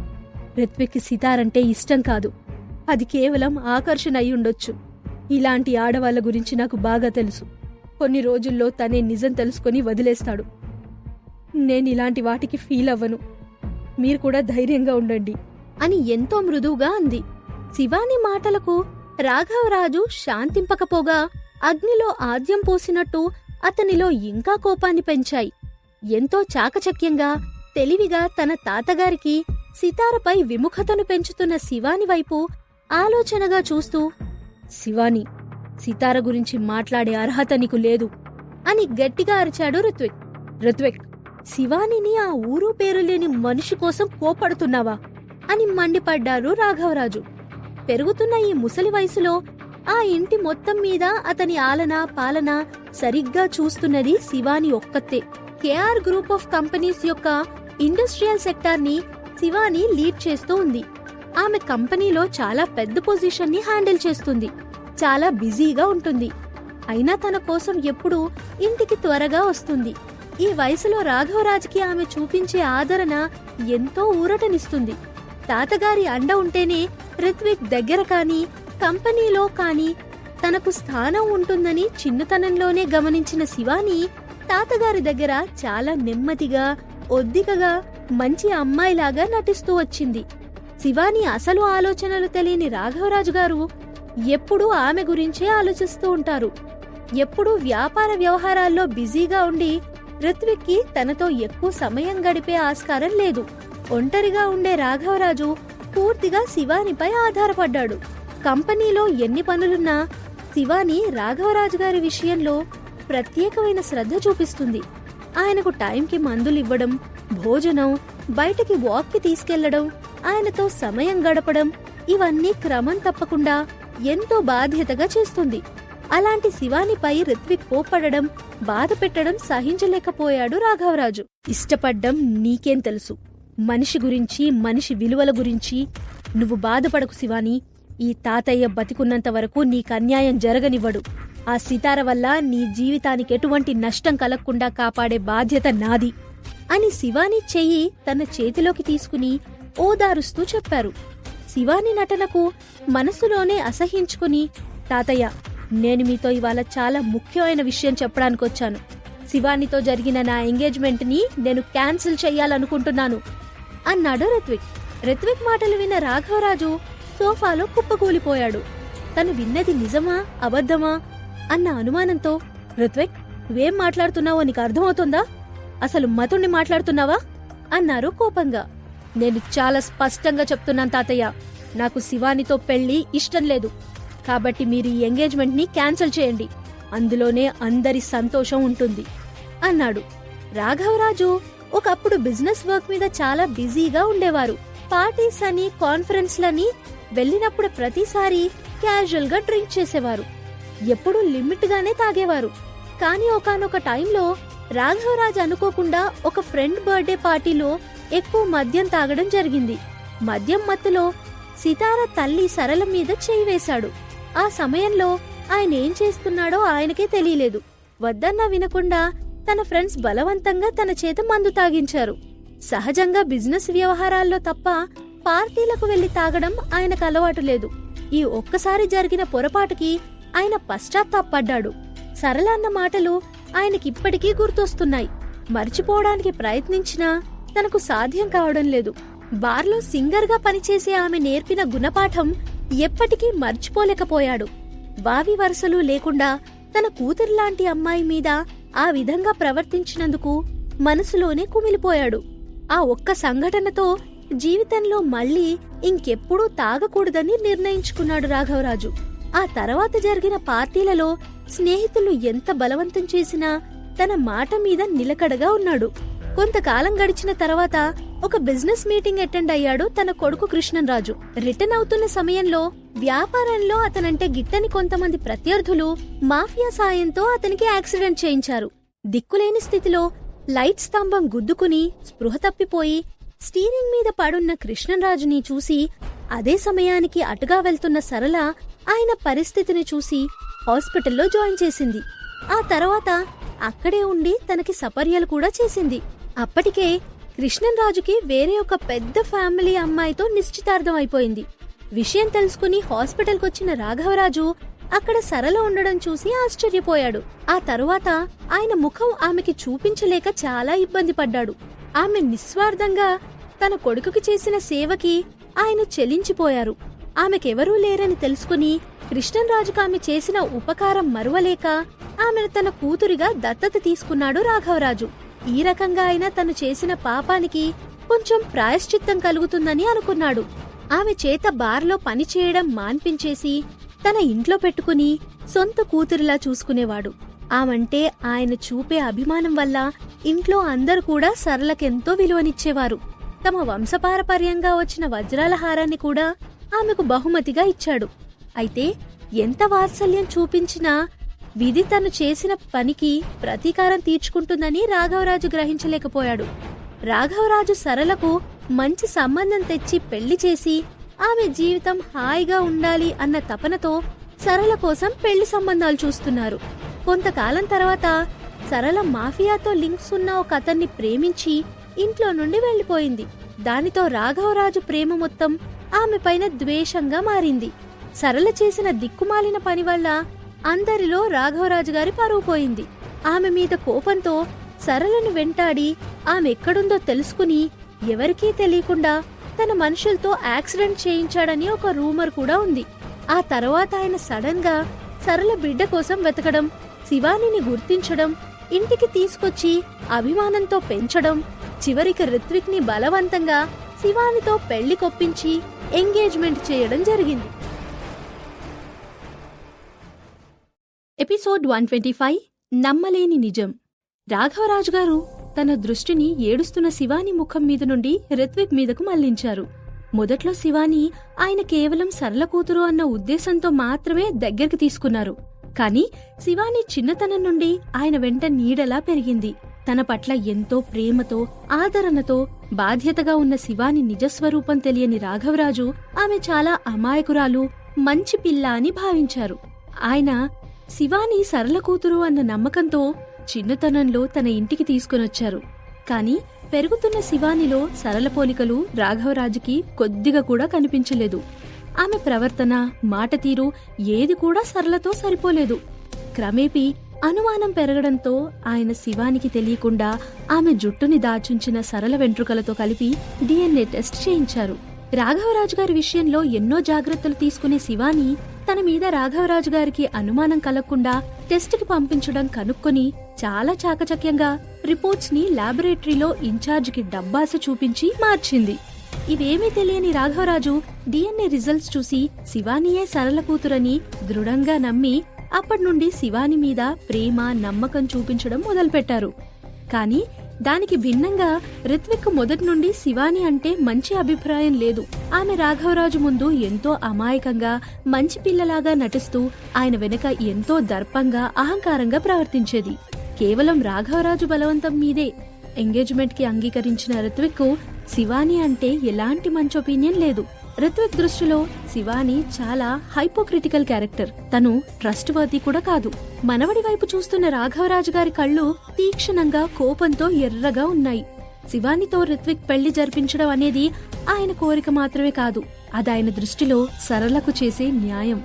తన మాటలను కాదని తనపై తిరుగుబాటు చేస్తున్న మనవడి వైపు తన చేతికర్ర చూపిస్తూ, ఈ ఇంట్లో పెళ్లి జరగడం అంటే ఎంతో కట్టుబాట్లతో కూడుకున్న విషయం. ఎవరు పడితే వారు ఇంటికి కోడలిగా రావడానికి నేను అనుమతించను. నేను నిశ్చయించిన ఈ వివాహాన్ని కాదనే హక్కు ఎవ్వరికీ లేదు. ఇంటి కోడలుగా, నీ భార్యగా అయ్యే అర్హత కేవలం శివానికి మాత్రమే ఉన్నాయి. అది గుర్తుపెట్టుకో అని బలంగా చెప్పారు.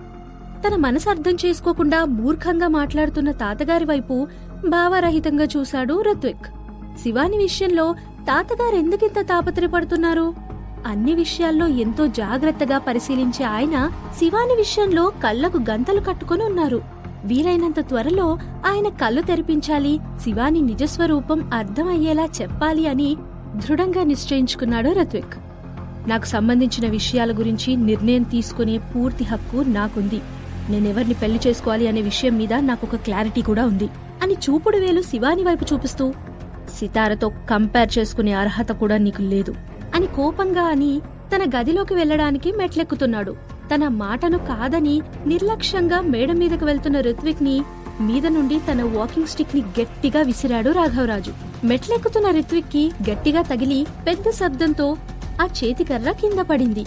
కర్ర తగలడంతో కోపంగా వెనక్కి తిరిగిన రుత్విక్ తాతగారి వైపు కోపంగా చూశాడు. విషయం అదుపు తప్పిందని గమనించిన శివాని, తాతగారు మీరు శాంతించండి, నా కోసం మీరు గొడవ పడ్డం నాకు ఇష్టం లేదు. రుత్విక్ ఆ సితార అంటే ఇష్టం ఉంటే అలాగే కానివ్వండి, నాకెటువంటి అభ్యంతరం లేదు అని కన్నీరు తుడుచుకుంటూ అంది. శివాని బాధపడ్డం భరించలేని రాఘవరాజు ఆమె కన్నీళ్లు తుడిచి, నీ పెళ్లి నేను నిశ్చయించింది, ఎటువంటి పరిస్థితుల్లో దాన్ని మార్చే ప్రసక్తే లేదు అంటూ రుత్విక్ వైపు చూశాడు. రుత్విక్, నువ్వు శివానీని పెళ్లి చేసుకోకపోతే నీతో నేనెటువంటి సంబంధం పెట్టుకోను. నీకు నా నుంచి వారసత్వంగా ఎటువంటి ఆస్తి సంక్రమించదు. ఈ కంపెనీ, హోదా, ఈ స్టేటస్ అన్నీ పోగొట్టుకుంటావు. కాబట్టి జాగ్రత్తగా ఆలోచించు. ఒక ఊరు పేరు లేని మనిషి కోసం సొంత మనుషులను వదులుకుంటావా అని కోపంగా అన్నాడు. తాతగారి మాటలు విన్న శివాని మనసులో చాలా ఆనందం కలిగింది. తాతగారి బెదిరింపులకు లొంగిపోయైనా రుత్విక్ తప్పకుండా తనని పెళ్లి చేసుకోవడానికి ఒప్పుకుంటాడని భావించింది. తాతగారి మాటలకి రుత్విక్ కి ఇన్ని రోజుల నుండి అదిముంచిన కోపం ఒక్కసారిగా కట్టలు తెంచుకుంది.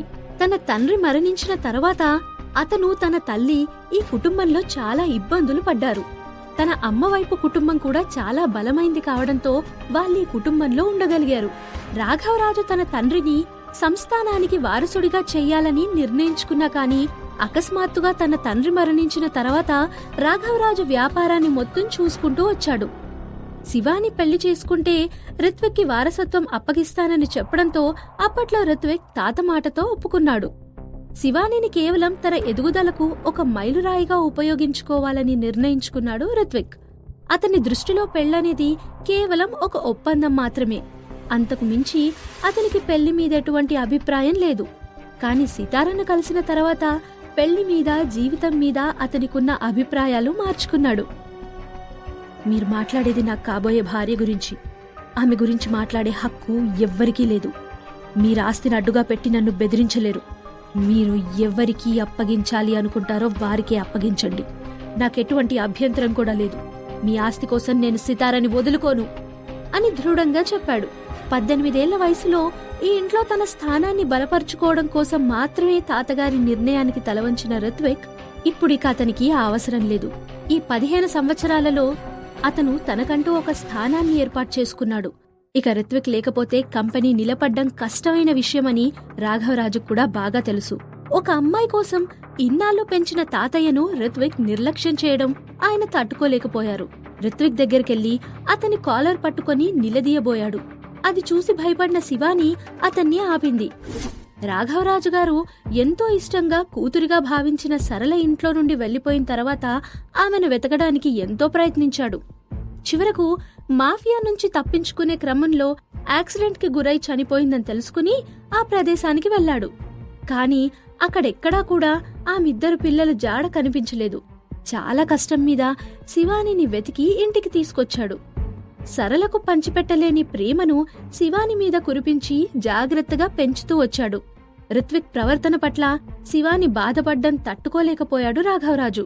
తాతయ్య ముఖాన్ని జాగ్రత్తగా గమనిస్తే రుత్విక్ అతని మనసులో మెదులుతున్న భావాలను గ్రహించి, తాతయ్య, అసలు మీరు వెతుకుతున్న అమ్మాయి తనే అని నీకు నమ్మకం ఉందా?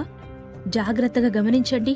మీరెంతో అభిమానించే సరళకు ఈ శివానికి అసలు పోలికుందా అని వ్యంగ్యంగా రుత్విక్ మాటలు విన్న రాఘవరాజు సడన్ గా శివాని వైపు తిరిగారు.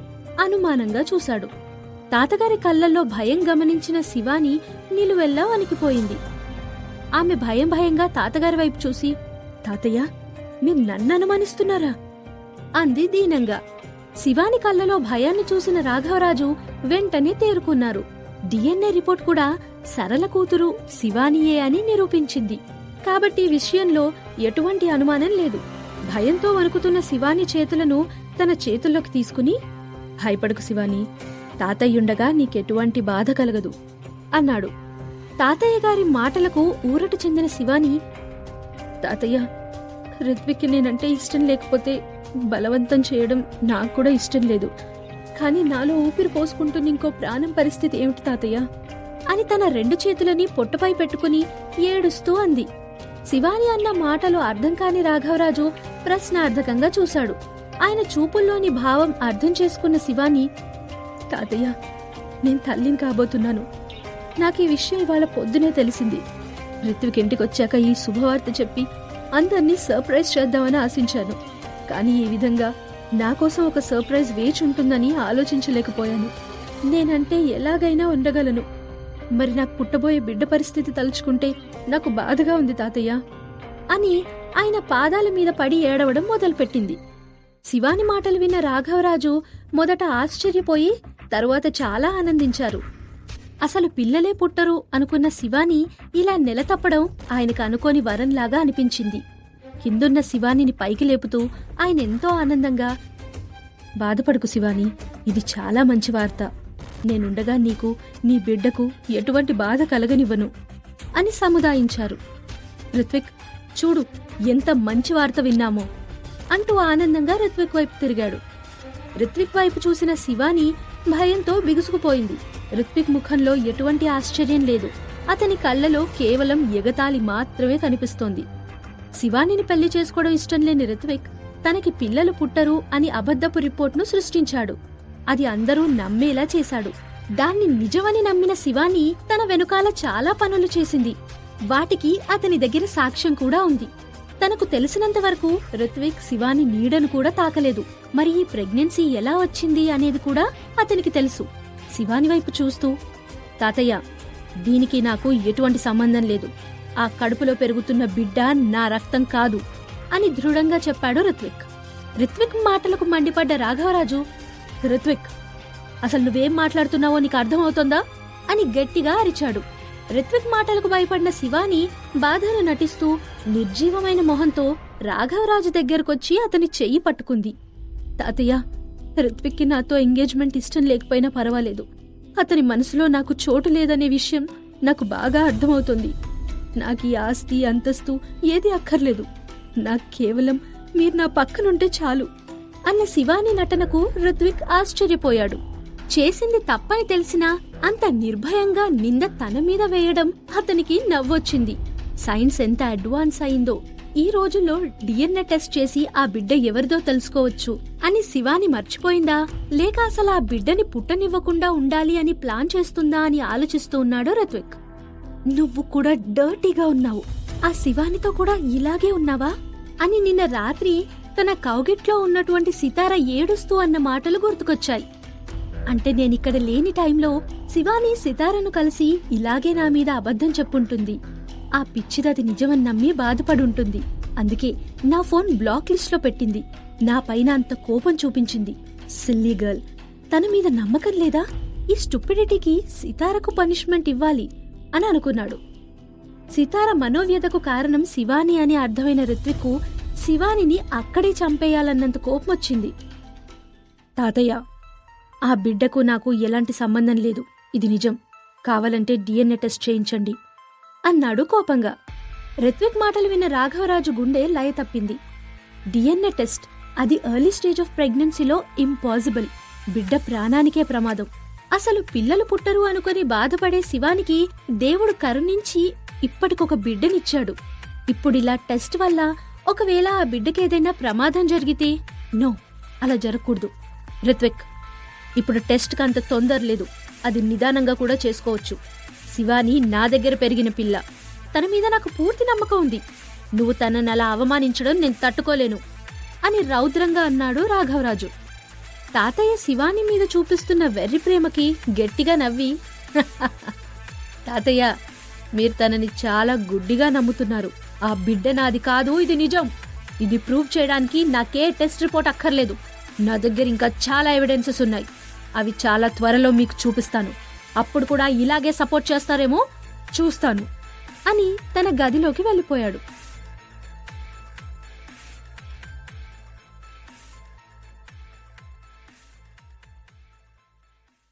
ఎపిసోడ్ నంబర్ 126 ప్రేమకి మరో పేరు. రిత్విక్ వెళ్లిన వైపు ఆలోచనగా చూసి నవ్వుకుంది శివాని. రిత్విక్ ప్రవర్తన బట్టి అతనికి తన గురించి పూర్తి నిజం తెలుసని గ్రహించింది శివాని. ఇప్పుడు అతని దగ్గర ఎటువంటి ప్రూఫ్స్ ఉన్నాయో తెలుసుకోవడం ముఖ్యం. తన నిజస్వరూపం తాతయ్యకి ఎటువంటి పరిస్థితుల్లో తెలియకూడదని ఏదో ఒకటి చేసి ఎంతో జాగ్రత్తగా చూస్తోంది. కాబట్టి రిత్విక్ తన దగ్గరిప్పుడు సాక్ష్యాలున్నాయి అనేదెంతవరకు నిజమో తెలుసుకోవడం ఎలా అని ఆలోచిస్తోంది. చిన్నతనం నుండి తనే పని చేసినా ఎంతో జాగ్రత్తగా చేసేది. తను ప్రెగ్నెంట్ అనే అనుమానం వచ్చిన వెంటనే ఎంతో జాగ్రత్తగా ఎవ్వరికీ తెలియని హాస్పిటల్లో టెస్ట్ కూడా చేయించుకుంది. ఈ అన్వాంటెడ్ ప్రెగ్నెన్సీని ఎలాగైనా గాని రాఘవరాజ్కి తెలియకుండా జాగ్రత్తగా హ్యాండిల్ చేయాలని ప్లాన్ చేసుకుంది. కానీ ఈ రోజు అన్ఎక్స్పెక్టెడ్ గా రిత్విక్ తనతో ఎంగేజ్మెంట్ క్యాన్సిల్ చేస్తానని డిక్లేర్ చేయడంతో వేరే మార్గం లేక ఎన్నో క్యాల్కులేషన్స్ తర్వాత ఈ ప్రెగ్నెన్సీ రిత్విక్ మీదకు నెట్టడానికి నిర్ణయించుకుంది. రాఘవరాజ్కి తనంటే ఎంతో అభిమానం, నమ్మకం. కాబట్టి తన విషయంలో ఏం చెప్పినా నమ్ముతారు. ఇన్ని సంవత్సరాల తర్వాత తను ఇన్ఫర్టైల్ అని తెలిసి బాధపడే ఆయనకు ఈ న్యూస్ చాలా సంతోషాన్నిస్తుందని శివాని గట్టిగా నమ్మింది. రిత్విక్ ఇంతవరకు ఎప్పుడూ తనని దగ్గరికి రానివ్వలేదు. కాబట్టి ఖచ్చితంగా అతని విషయంలో తన అనుమానాన్ని వ్యక్తీకరిస్తాడు. ఈ బిడ్డ తనది అనే ప్రూఫ్ కోసం ఎటువంటి పరిస్థితుల్లో DNA టెస్ట్ చేయించాలి అని అనుకుంటాడు. కానీ ఆ టెస్ట్ చేయించడానికి కనీసం 5 నెలలైనా గడవాలి. ఈ ఎర్లీ స్టేజ్ ఆఫ్ ప్రెగ్నెన్సీలో ఒకవేళ ఈ టెస్ట్ చేయించినా కడుపులో బిడ్డ ప్రాణానికి ప్రమాదమని శివానికి కూడా బాగా తెలుసు. రిత్విక్ ఎంత పట్టుబట్టినప్పటికీ రాఘవరాజ్ ఎందుకు ఎటువంటి పరిస్థితిలో ఒప్పుకోరు. ఈ వంశం యొక్క వారసుడు తన కడుపులో ఉన్నాడని రాఘవరాజ్ నమ్ముతాడు. కాబట్టి తనను తన బిడ్డని కాపాడ్డానికి అతనెంత దూరమైనా పోరాడతాడు. తాతయ్య దగ్గర ఉన్నంతసేపు, అతని అండున్నంత వరకు రిత్విక్ వల్ల తనకెటువంటి భయమూ లేదు. ఇంకా DNA టెస్ట్ చేయించడానికి కనీసం 2 నెలలైనా ఆగాల్సొస్తుంది. అంతవరకు తను సురక్షితంగా ఉండగలదు. కాబట్టి తను 5 నెలలు నిండేలోపు ఈ సిచ్యువేషన్ నుండి బయటపడ్డానికి అసలు ఈ బిడ్డే లేకుండా చేస్తే తనకు న్యాచురల్ మిస్క్యారేజ్ కి ప్లాన్ చేయొచ్చు. లేదా ఆ బ్లేమ్ చేసినటువంటి విషయాన్ని సితార మీద వేస్తే చాలు. తను ఈ సిచ్యువేషన్ నుండి ఈజీగా ఎస్కేప్ అవ్వచ్చు. సితార ఈ పని చేసిందని రాఘవరాజ్ నమ్మితే ఖచ్చితంగా ఇంక జీవితంలో సితార రిత్విక్ లైఫ్ లో ఎంటర్ అవ్వలేదు. తన సిచ్యువేషన్ ని యూజ్ చేసుకుని తాతయ్య దగ్గర సింపతి సంపాదించి రిత్విక్ ని కూడా తన కంట్రోల్లోకి తెచ్చుకోవచ్చు. రిత్విక్ ఎంత ట్రై చేసినా తను నిజం బయటికి రాదని దృఢంగా అనుకుంటూ సైకోలాగా నవ్వింది. తల వంచుకొని దీర్ఘంగా ఆలోచిస్తున్న శివానిని చూసిన రాఘవరాజు రిత్విక్ మాటలకు చాలా బాధపడిందని ఆమె తల నిమురుతూ ఓదార్చాడు. కాని ఇప్పుడు తాతయ్యకు తన మీద అనుమానం కలగకూడదని, తాతయ్య నాకేమైనా పర్వాలేదు, నేనా టెస్ట్ చేయించుకుంటాను. కనీసం అప్పుడైనా నేను నిర్దోషనని ప్రూవ్ అయితే చాలు. మీరు రిత్విక్ నన్ను నమ్మితే చాలు. కానీ నేను బాధపడేది, భయపడేది ఒకే ఒక్క విషయం గురించి. ఈ ప్రెగ్నెన్సీ నేను ఎక్స్పెక్ట్ చెయ్యనిది. నాకు దేవుడిచ్చిన ఒక వరం. ఈ టెస్ట్ వల్ల నా బిడ్డకేదైనా జరిగితే నేను తట్టుకోలేను తాతయ్య, అందుకే ఆలోచిస్తున్నాను అని తలదించుకొని అంది. కాని ఆమె కళ్ళలోని మెరుపు రిత్విక్ గమనించాడు. మెట్లపై నిలబడి శివానంటున్న మాటలు విన్న రిత్విక్ మనసులో వెంటాడే ఒకే ఒక్క అనుమానం, ఈ శివాని ఎంత పనైనా చేయగలదు. తన కడుపులో బిడ్డ ఎక్కడ్నుండొచ్చిందో తనకి తెలుసు, కాని తాతయ్యకి తెలీదు. ఇంత స్ట్రాంగ్ గా మాట్లాడుతోందంటే టెస్ట్ జరిగే టైంకి అసలు బిడ్డే లేకుండా చెయ్యాలని ప్లాన్ చేస్తుందా అనుకుని ఇక నుంచి శివాని మీద నిఘా పెట్టాలి అని ఫిక్స్ అయ్యాడు. ఏడుపు నటిస్తున్న శివాని వైపు, ఆమెను ఓదారుస్తున్న తాతయ్య వైపు చూడకుండా నేరుగా తన రూంలోకి వెళ్లి గట్టిగా తలుపు మూశాడు రిత్విక్. తన మనవడి ప్రవర్తన బాధ కలిగించినా ఈ పరిస్థితుల్లో ఏమీ చేయడం మంచిది కాదు అని రాఘవరాజు భావించాడు. శివాని తన గదిలోకి వెళ్లి విశ్రాంతి తీసుకోమని సబుదాయించి అతను తన గదిలోకి బరువెక్కిన మనసుతో బాధగా వెళ్లిపోయాడు. మరుసటి రోజు ఆఫీస్కి వెళ్లిన రిత్విక్ తన సెక్రటరీని పిలిపించి ఆడవాళ్ల సైకాలజీకి సంబంధించినటువంటి బుక్స్ అన్నీ తెప్పించి చదవమని ప్రతి విషయాన్ని కాన్సంట్రేషన్తో వింటూ వచ్చాడు.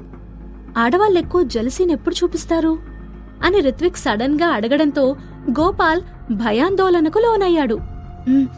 సార్, ఆడవాళ్ళెవరిని ఎక్కువగా ఇష్టపడతారో వాళ్ళ మీద ఎక్కువ జలసీ ఫీల్ అవుతారు సార్. ఇష్టపడిన వాళ్ళు తమతో కాక వేరే ఎవరితో క్లోజ్గా ఉంటే వాళ్ళు భరించలేరు సార్. అలాంటి పరిస్థితుల్లో వాళ్ళు అలగడం, కోపగించుకోవడం, మాట్లాడకుండా ఉండడం, ఏడవడం లాంటి పనులు కూడా చేస్తారు సార్ అని వినయంగా చెప్పాడు. గోపాల్ చెప్పిన ప్రతి మాట నిన్న సితార ప్రవర్తనకి చాలా దగ్గర పోలికలుండడంతో రిత్విక్ దీర్ఘంగా ఆలోచిస్తూ, అంటే ఆడవాళ్ల జలసి ప్రేమతో సమానమన్నమాట అని అడిగాడు. అవును సార్, వాళ్ళెంత జలసి చూపిస్తే అంత ఇష్టపడుతున్నట్టు అర్థం. జలసి ఆడవాళ్ల ఇష్టాన్ని ప్రదర్శించే ఒక మార్గం. తను ప్రేమించిన వారి అటెన్షన్ తమ వైపు తిప్పుకోవడానికి ఇది వాళ్ళు ఎంచుకునే ఒక సాధనం కూడా అని కూడా అక్కడ రాసుంది సార్ అని చెప్పాడు గోపాల్. సో ఫైనల్ గా ఆడవాళ్ళ జలసీ ఈక్వల్స్ టు ప్రేమ, అంతే కదూ అంటూ రిత్విక్ పెదవులపై ఒక అందమైన చిరునవ్వు మెరిసింది. ఎప్పుడూ సీరియస్ గా మొహం పెట్టుకునే తన బాస్ ఉన్నట్టుండి 16 ఏళ్ల పిల్లాడిలా సిగ్గుపడుతూ నవ్వడం చూసినటువంటి గోపాల్కు తల తిరిగినంత పనైంది. మెల్లిగా తేరుకుని రిత్విక్ వైపు భయంగా చూస్తూ సీట్లో సర్దుకుని కూర్చున్నాడు గోపాల్. సితార తనని ప్రేమిస్తుంది, అందుకే శివాని తను గర్భవతి అని, ఆ బిడ్డకు తండ్రి నేనే అని చెప్పిన వెంటనే తన మీద కోపంతో నా నంబర్ బ్లాక్ చేసింది. నిన్న నాతో చాలా కోపంగా ఉంది. దీనంతటికీ కారణం తనకి నా మీదున్న ప్రేమ అనుకున్న రిత్విక్కు చాలా ఆనందం కలిగింది. నిన్న రాత్రి తన గుండెలకి హత్తుకుని, మరి నువ్వు డర్టీ కాదా? నువ్వెవరికి సొంతం?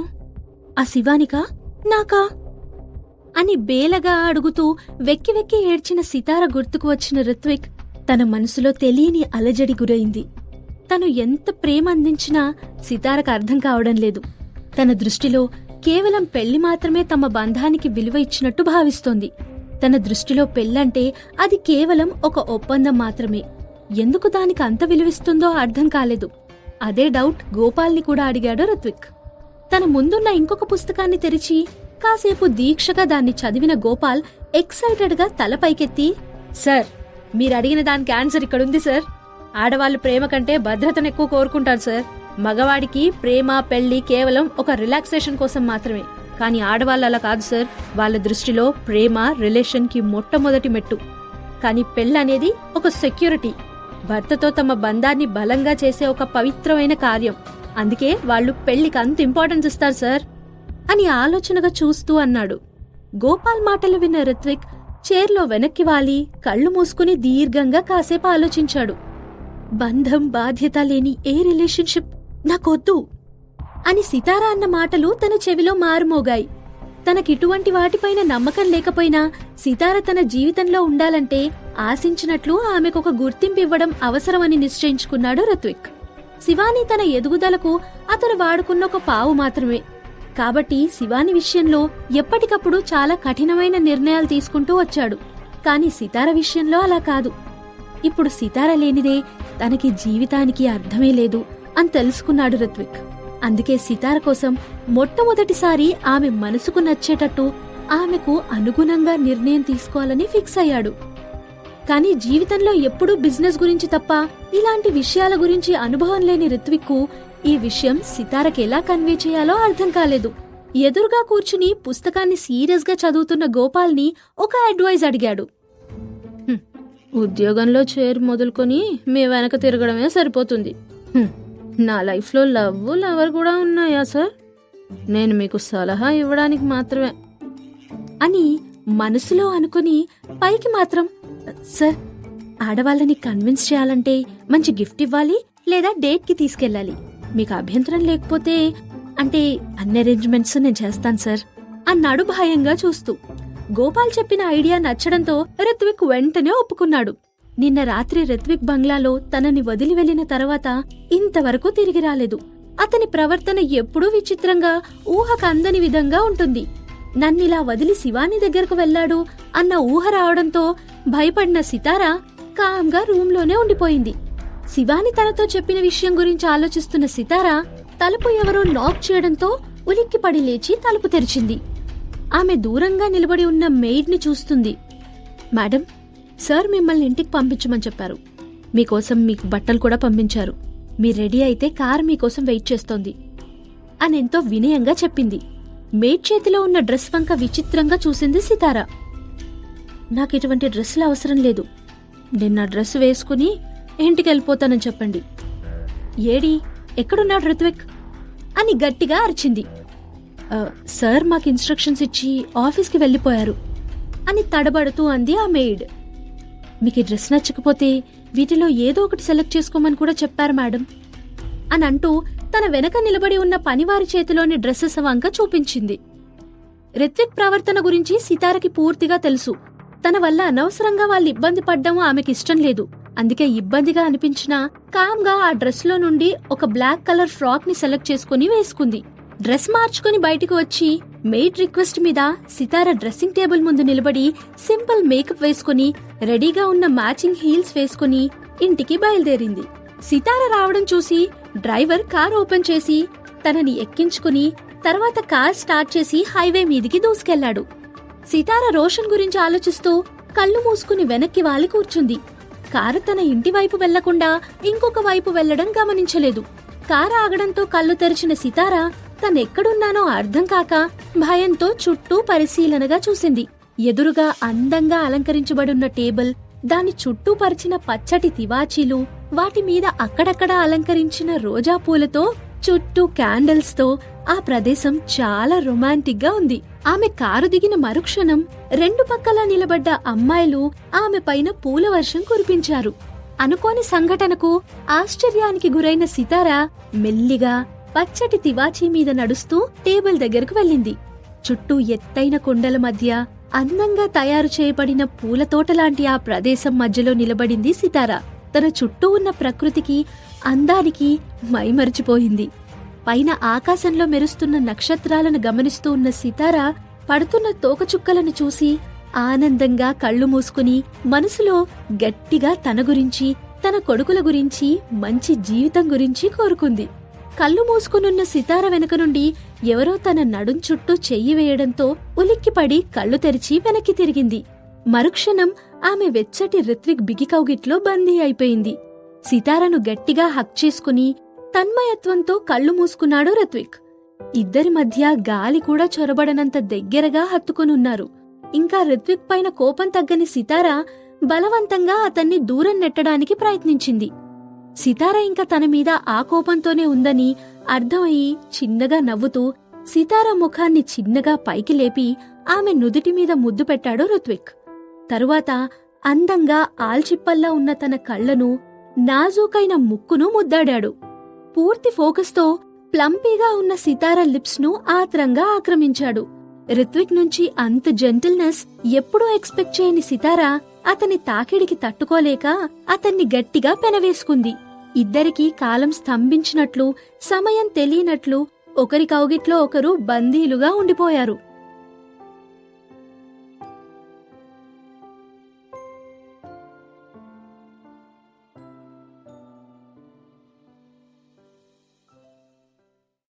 Episode number 127 biggest moment. సితారను గాఢంగా ముద్దు పెట్టుకున్న రిత్విక్ ఒక చేత్తో సితారను హక్ చేసుకుని ఇంకో చేతిని తన పాకెట్లోకి పోనిచ్చాడు. ఆ పాకెట్లో నుండి తను సితార కోసం స్పెషల్ గా సెలెక్ట్ చేసిన డైమండ్ నెక్లెస్ బయటకి తీసి కళ్ళు మూసుకుని మత్తుగా తన ముద్దును ఆస్వాదిస్తూ పరవశించిపోతున్న సితారను నవ్వుతూ చూశాడు. చిన్నగా సితార పెదవులను వదిలి రిత్విక్ పెదవులు ఆమె మెడవంపుకు చేరాయి.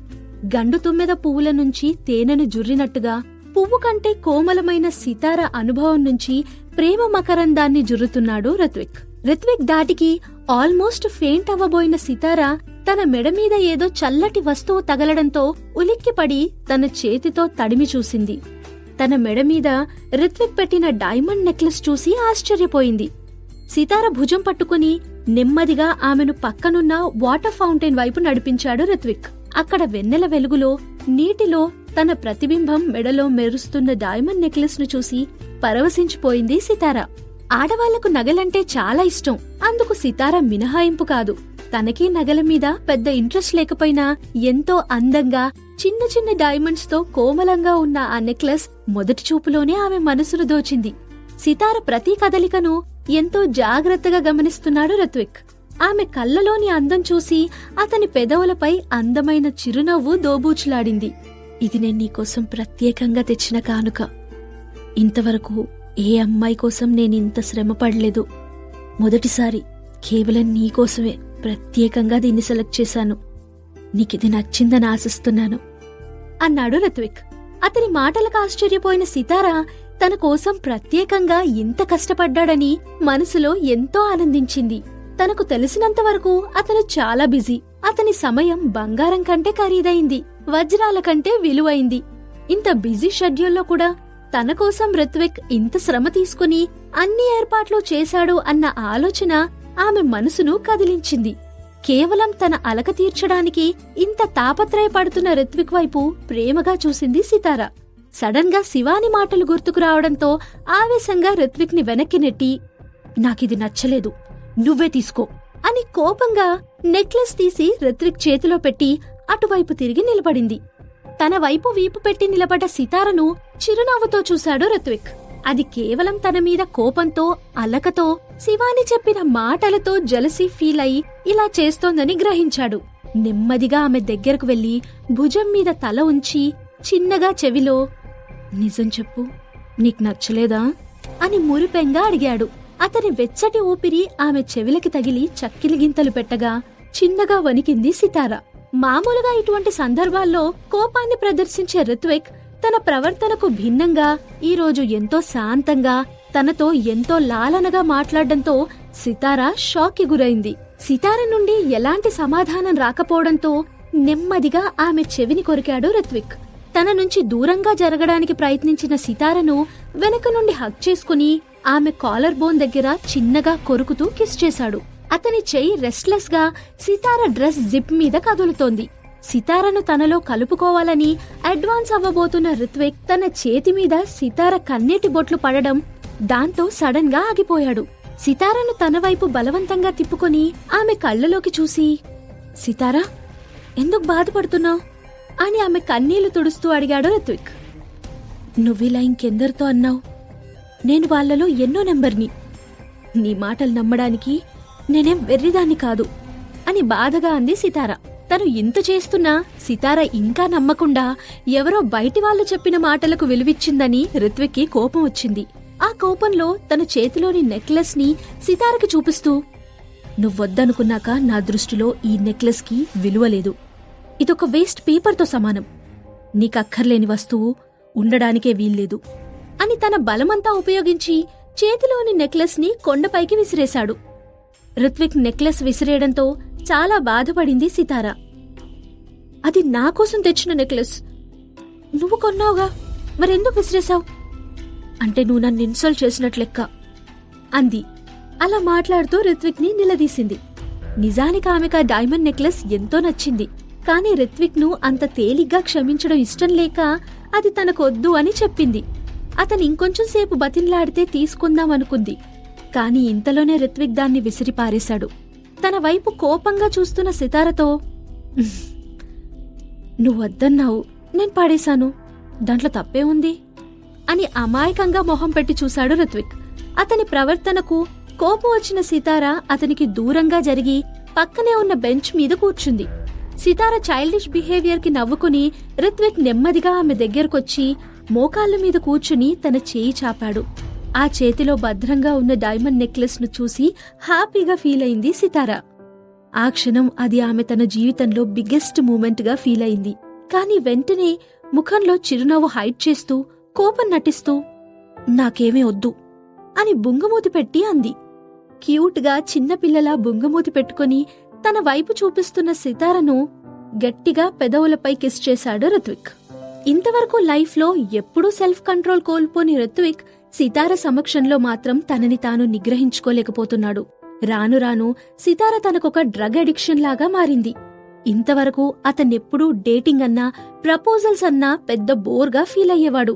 కాని ఇప్పుడు సితార కోసం ఒక టీనేజర్ లాగా ఇంత రొమాంటిక్ డేట్ ని ప్లాన్ చేశాడు.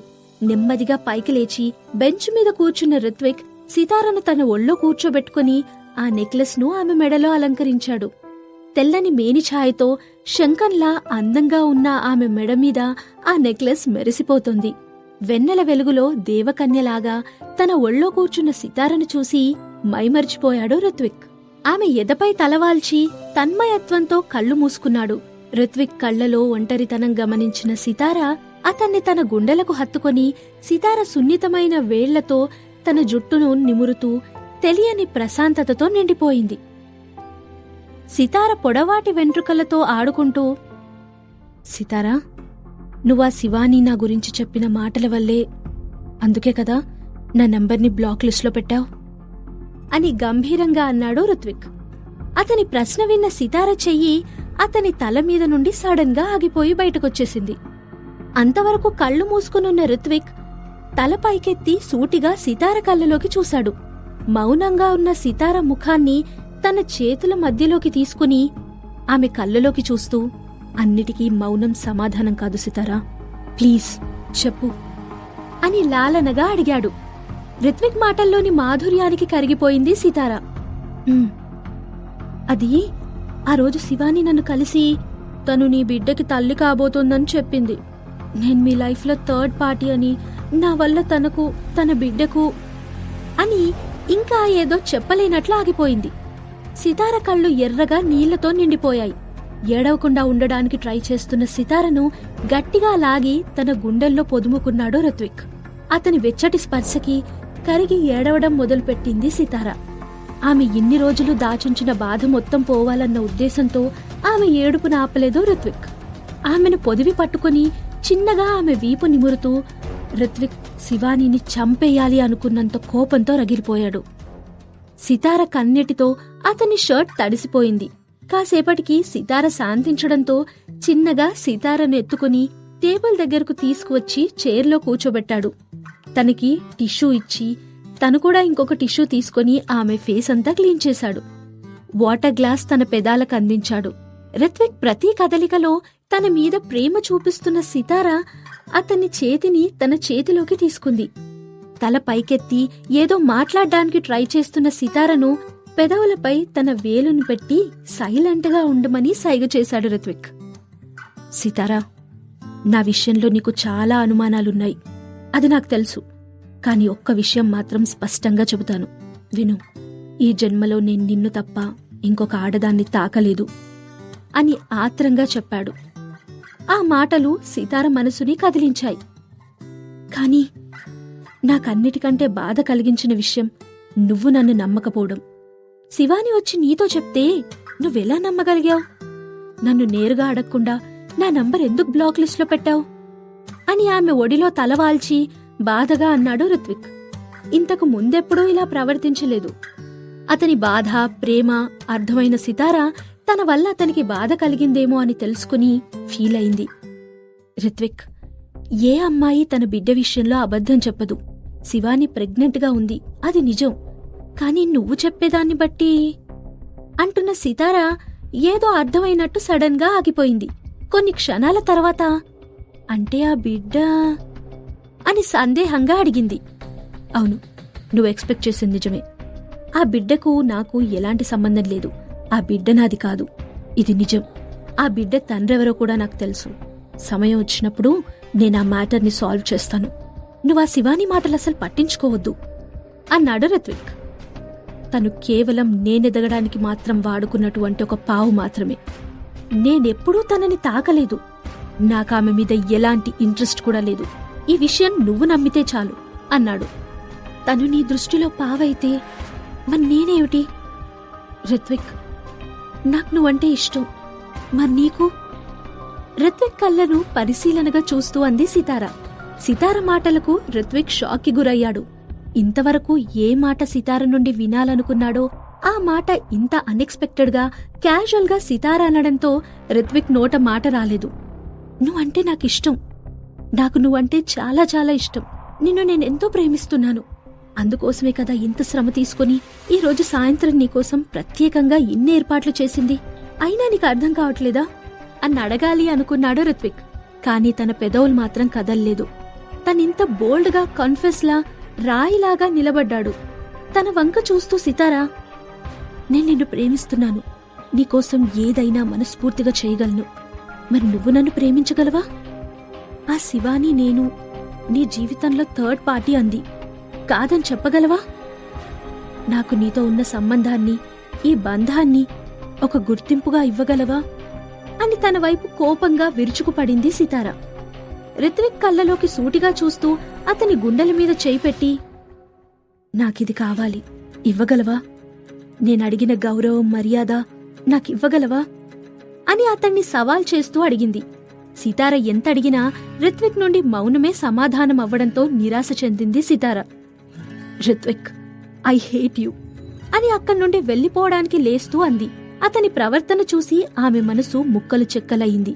తన మీద కోపంతో నాన్ స్టాప్ గా మాట్లాడుతున్న సితారను ఎలా కంట్రోల్ చేయాలో అతనికి తెలియలేదు. తన మనసులోని మాట ఎలా కన్వే చేయాలో అర్థం కాక ఆలోచిస్తూ కూర్చున్న రిత్విక్కి, ఐ హేట్ యు రిత్విక్ అన్న సితార మాటలకి విపరీతమైన కోపమొచ్చింది. సితారా, ఎంత ధైర్యం నీకు? తీసుకో, నువ్వన్న మాటనిప్పుడే వెనక్కి తీసుకో అని వెళ్తున్న సితారను గట్టిగా పట్టుకుని తన వైపు లాక్కునన్నాడు. ఆ ఫోర్స్ కి అతని మీద పడ్డ సితారను గట్టిగా హక్ చేసుకుని ఆమె లిప్స్ ని లాక్ చేశాడు. ముందు గట్టిగా హార్ష్గా సితారని పనిష్ చేస్తున్నట్టు కిస్ చేసిన రిత్విక్ స్లోగా చాలా జెంటల్గా అయిపోయాడు. రిత్విక్ లోని మార్పు గమనించిన సితార క్రమక్రమంగా అతనికి లొంగిపోయింది. సితార కామ్గా అయిందని నమ్మిన తర్వాతే రిత్విక్ సితారను హక్ చేసుకుని మెల్లిగా వదిలేశాడు. సితారా, నువ్వన్న మాటలు వెనక్కి తీసుకో. నీకు నా మీద ప్రేమ, నమ్మకం లేదా? నాకంటే, నా మాట కంటే ఒక కాగితం నీకెక్కువ అని కోపంగా అడిగాడు రిత్విక్. ఆ మాటలకు అవును అని గట్టిగా జవాబిచ్చింది సితార.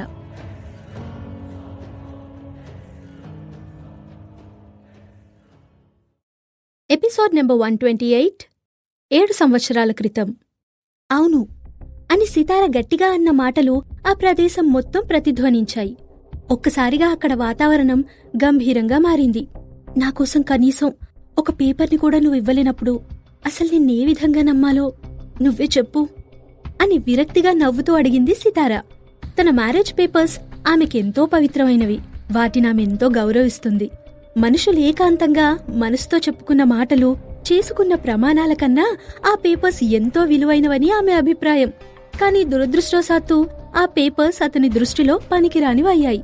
ఒకవేళ ఆ పేపర్స్ నీ నమ్మకమైతే నీ నమ్మకం చాలా వీక్ అనిపిస్తుంది. ఆ పేపర్స్ వల్ల నీకు ఉపయోగం ఏంటి? వాటిని నువ్వు ఎందుకు ఎక్స్పెక్ట్ చేస్తున్నావు? వాటి నుంచి ఏం ఎక్స్పెక్ట్ చేస్తున్నావు అని తల పక్కకి తిప్పి డీప్ గా చూస్తూ అడిగాడు. గౌరవం, రెస్పెక్ట్ అని సూటిగా తన సమాధానం చెప్పింది సితార. నీకు నమ్మకం లేదేమో, కాని నాకు మాత్రం ఉంది. అవి నాకు చాలా ముఖ్యం. అయినా నువ్వు అసలు ఏమనుకుంటున్నావు? నీ మనసులో నాకు చోటున్న మాట నిజమైతే మన పిల్లల్ని వేరే ఎవరో అమ్మా అని పిలుస్తూ ఉంటే నువ్వెలా యాక్సెప్ట్ చేయగలిగావు అని కోపంతో నిలువెల్లా కంపిస్తూ అడిగింది సితార. ఈ ఒక్క మాటతో ఆమె పదునైన కత్తితో తన గుండెని తూట్లు తూట్లుగా పొడుస్తున్నట్లు ఫీల్ అవుతున్నాడు రిత్విక్. అతను ఆమె వైపు చూస్తూ ఉండిపోయాడు. నిజంగా నేను నీ ఇంటి పేరు నాకు అవసరం అని అనుకున్నావా? నో, నాకు అవసరం లేదు అని కొంచెం సేపు ఆగి, ఓకే, ఇప్పుడు మనం ఎవరి పొజిషన్స్ వాళ్ళు డిసైడ్ చేసుకుందాం అని మెల్లిగా చెప్పింది. అంటే నీ ఉద్దేశం ఏంటి? అర్థం కాక అడిగాడు Ritvik. I love you Ritvik, దాంట్లో ఎటువంటి మార్పు లేదు. కానీ నేను నిన్ను పెళ్లి చేసుకోకుండా వేరే ఎవరినో చేసుకుంటాను. అది జస్ట్ పేరుకు మాత్రమే అనుకో. పెళ్లి అని నువ్వు అర్థం చేసుకోవాలి. పెళ్లి తర్వాత మనిద్దరం ఒకే ఇంట్లో భార్యాభర్తలుగా ఉన్నా కానీ, రోషన్ నా భర్తని డాడీ అని పిలిచినా కానీ నా మనసులో నువ్వే ఉంటావు. ఇది నీకు ఓకేనా మరి అని సీరియస్ గా చూస్తూ అడిగింది. ఆ తర్వాత అతని ముఖంలో భావాల్ని అబ్జర్వ్ చేయడానికి ట్రై చేసింది. అతనేదో అణిచిపెట్టుకోవడానికి ప్రయత్నిస్తున్నట్లు కనిపించాడు. అతని అందమైన ముఖంలోకి చూస్తూ, ఇప్పుడు చెప్పు, నీకెలా అనిపిస్తోంది? పెళ్లి, ఆ పేపర్స్ అలాంటివి నీకు ముఖ్యం కాదు కదా, మరి ముఖం ఎందుకంత సీరియస్ గా పెట్టావు అని అడిగింది. Stop it. No, I won't. I said stop it అని బలవంతంగా తన పెదాలతో ఆమె నోరు మూస్తూ అన్నాడు. ఆమెకు మాట్లాడే అవకాశం ఇవ్వకుండా పనిష్ చేస్తున్నట్లు ముద్దు పెట్టుకున్నాడు. ఆమెకు ప్రపంచం మొత్తం గిర్రున తిరగడం ప్రారంభించింది. సితార వేరే ఎవరికో భార్య అవుతుందన్న విషయమే అతను భరించలేకపోతున్నాడు. అతనికి ముద్దు పెట్టుకునే అవకాశం ఇవ్వకుండా తన పెదవులను గట్టిగా బిగించింది సితార. ఆమె బలవంతంగా బిగించడంతో పెదవి చిట్లి రక్తం స్రవించింది. అతని పెదవులకి చిక్కటి రక్తం తగిలింది. నొప్పి కలిగి బాధపడుతున్న కాని ఆమె అతనికి ముద్దు పెట్టుకునే అవకాశం ఇవ్వలేదు. అతని చేతుల్లో ఆటబొమ్మలాగా అయిపోయిన సితార ఒక్కసారి అతడి ముఖంలోకి బ్లాంక్ గా చూసింది. రిత్విక్, నిజంగా నువ్వు నన్ను ప్రేమిస్తున్నావా అని అడిగింది. ఆ ప్రశ్నకతను సైలెంట్ అయిపోయాడు. నువ్వు నన్ను ప్రేమిస్తున్నావా లేదా ఒక ఆటబొమ్మగా చూస్తున్నావా అని తెలుసుకోవాలనుంది నాకు. నీకు నా మీదున్నది ప్రేమ లేదంటే వేరే ఇంకేదైనా అని మెల్లిగా అడిగింది సితార. అతను మాట్లాడలేదు. ఆమె మళ్లీ ఒకసారి తన ప్రశ్నని రెట్టించడిగింది. అయినప్పటికీ అతని నుండి మౌనమే సమాధానంగా వచ్చింది. నేనడిగిన ప్రశ్నకు సమాధానం చెప్పడం నీకంత కష్టంగా ఉందా రిత్విక్ అని అతని కళ్ళలోకి చూస్తూ అడిగింది సితార. ప్రేమ ప్రేమ అని 2 సార్లు అన్నాడు రిత్విక్. నేను నిన్ను ప్రేమిస్తున్నాను. నీకు కావలసిందేంటో నాకు అర్థమైంది. వెంటనే నేను మన పెళ్లికి ఏర్పాట్లు చేస్తాను. నువ్వు అడిగిన పేపర్స్ నీ చేతిలో పెడతాను. నువ్వెంతో గౌరవించే పవిత్రమైన ఆ పేపర్స్ అంతకన్నా పవిత్రమైన ప్రేమ కోసం నేను నీకిస్తాను అని మరో మాటకు అవకాశం లేకుండా ఆమె పెదాలని ముద్దాడాడు. రిత్విక్ ఒక మొండిఘటం. అతన్నెప్పుడూ నియంతలా ప్రవర్తిస్తూ ఉంటాడు. అతనొకటి కోరుకుంటే ఎంతమంది ఎన్ని రకాలుగా చెప్పినా కాని దాన్ని దక్కించుకునే వరకు వదలడు. కొంత సమయానికి అతనిలో ఆవేశం చల్లారింది. నువ్వు కోరుకున్నవన్నీ నేను నీకు ప్రొవైడ్ చేస్తాను సితారా. నువ్వు నాకు పూర్తిగా నా దానివి కావాలి. వేరే మగాడి గురించి కల్లో అయినా ఆలోచించకూడదు. అదొక్కటే నా కోరిక. నేను కూడా ఇంకొక అమ్మాయిని కన్నెత్తి చూడనని నీకు ప్రామిస్ చేస్తున్నాను. నాకు నువ్వు కావాలి సితారా. నువ్వు చిటికేస్తే చాలు, ఈ ప్రపంచం మొత్తం తెచ్చి నీ కాళ్ల ముందర పడేస్తాను అని అనౌన్స్ చేశాడు రిత్విక్. అతని మాటలు విన్న తర్వాత ఆమెకు షాక్ కొట్టినట్టయింది. కొంతసేపటికి అతను తేరుకుని, ఇప్పటికైనా నేను నిన్ను ముద్దు పెట్టుకోవచ్చా అని తన మృదువైన చేతివేళ్లతో ఆమె తలపైకెత్తి అడిగాడు. ఆమె అతని కళ్ళలోకి చూస్తూ ఉండిపోయింది. రిత్విక్ తన పెదవులపైన ముద్దు పెట్టుకుంటూ ఉంటే అడ్డు చెప్పలేకపోయింది. అతని ఊపిరిలో నుండి వస్తున్న మధురమైన పరిమళం ఆమెను మెస్మరైజ్ చేసింది. తారలతో మెరిసిపోతున్న ఆకాశం చల్లటి వెన్నెలను కురిపించింది. అతడామెని కౌగిట్లో బందీగా చేసుకున్నాడు. ఒక చేత్తో ఆమె తల పైకెత్తుతూ రెండో చెయ్యి ఆమె హెయిర్లోకి పోనిచ్చి ఆమె పెదాలను బంధించాడు.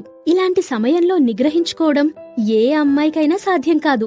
అదే సమయంలో ఆకాశంలో పెద్ద పెట్టున ఫైర్ వర్క్స్ పేలుతూ మిరుమిట్లు గొలిపే వెలుగులో విశాలమైన ఆకాశం మొత్తం అందంగా అలంకరించాయి. ఆ క్షణం గాలి కూడా స్తంభించిపోయినట్టు అనిపించింది.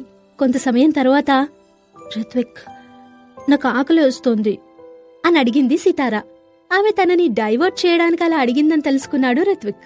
సరే, ఇప్పుడు నీ ఆకలి తీరడానికి నేను నీకు డిన్నర్ తినిపిస్తాను. మరా తరువాత నువ్వు నా ఆకలి తీర్చాలి అని కొంటెగా ఆమె వైపు చూసి కన్ను కొడుతూ అడిగాడు రిత్విక్. ఛీ, నీకస్సలు సిగ్గులేదు అని సరదాగా అతని భుజం మీద కొడుతూ అంది సితార. ఆ తర్వాత ఇద్దరూ డిన్నర్ చేయడానికి వెళ్లారు. ఇద్దరూ కలిసి విల్లాలోకి ప్రవేశించగానే రిత్విక్ ఆమెను డిన్నర్ టేబుల్ దగ్గరికి తీసుకెళ్లాడు. టేబుల్ మీద పెట్టిన అన్ని ఐటమ్స్ చాలా ఎక్స్పెన్సివ్ గా రిచ్ లుక్ కలిగి ఉన్నాయి. దేశ విదేశాల నుంచి ప్రొఫెషనల్ చెఫ్స్ తో ఈ డిన్నర్ ప్రత్యేకంగా తయారు చేయించాడు రిత్విక్. పక్కనే ఉన్న బెల్ మోగించగానే సర్వెంట్స్ వచ్చి ఒక్కో రకం ఐటమ్ ని సర్వ్ చేయడం మొదలుపెట్టారు. ప్రపంచంలో అన్ని దేశాలకి చెందిన ఐటమ్స్ అక్కడ అందుబాటులో ఉన్నాయి. ఇది డిన్నర్ టేబుల్లా కాకుండా ఒక పెద్ద ఆర్ట్ వర్క్ లాగా కనిపించింది. కొన్ని ఐటమ్స్ తింటున్నప్పుడు ఆమెకి రోషన్ గుర్తొచ్చాడు.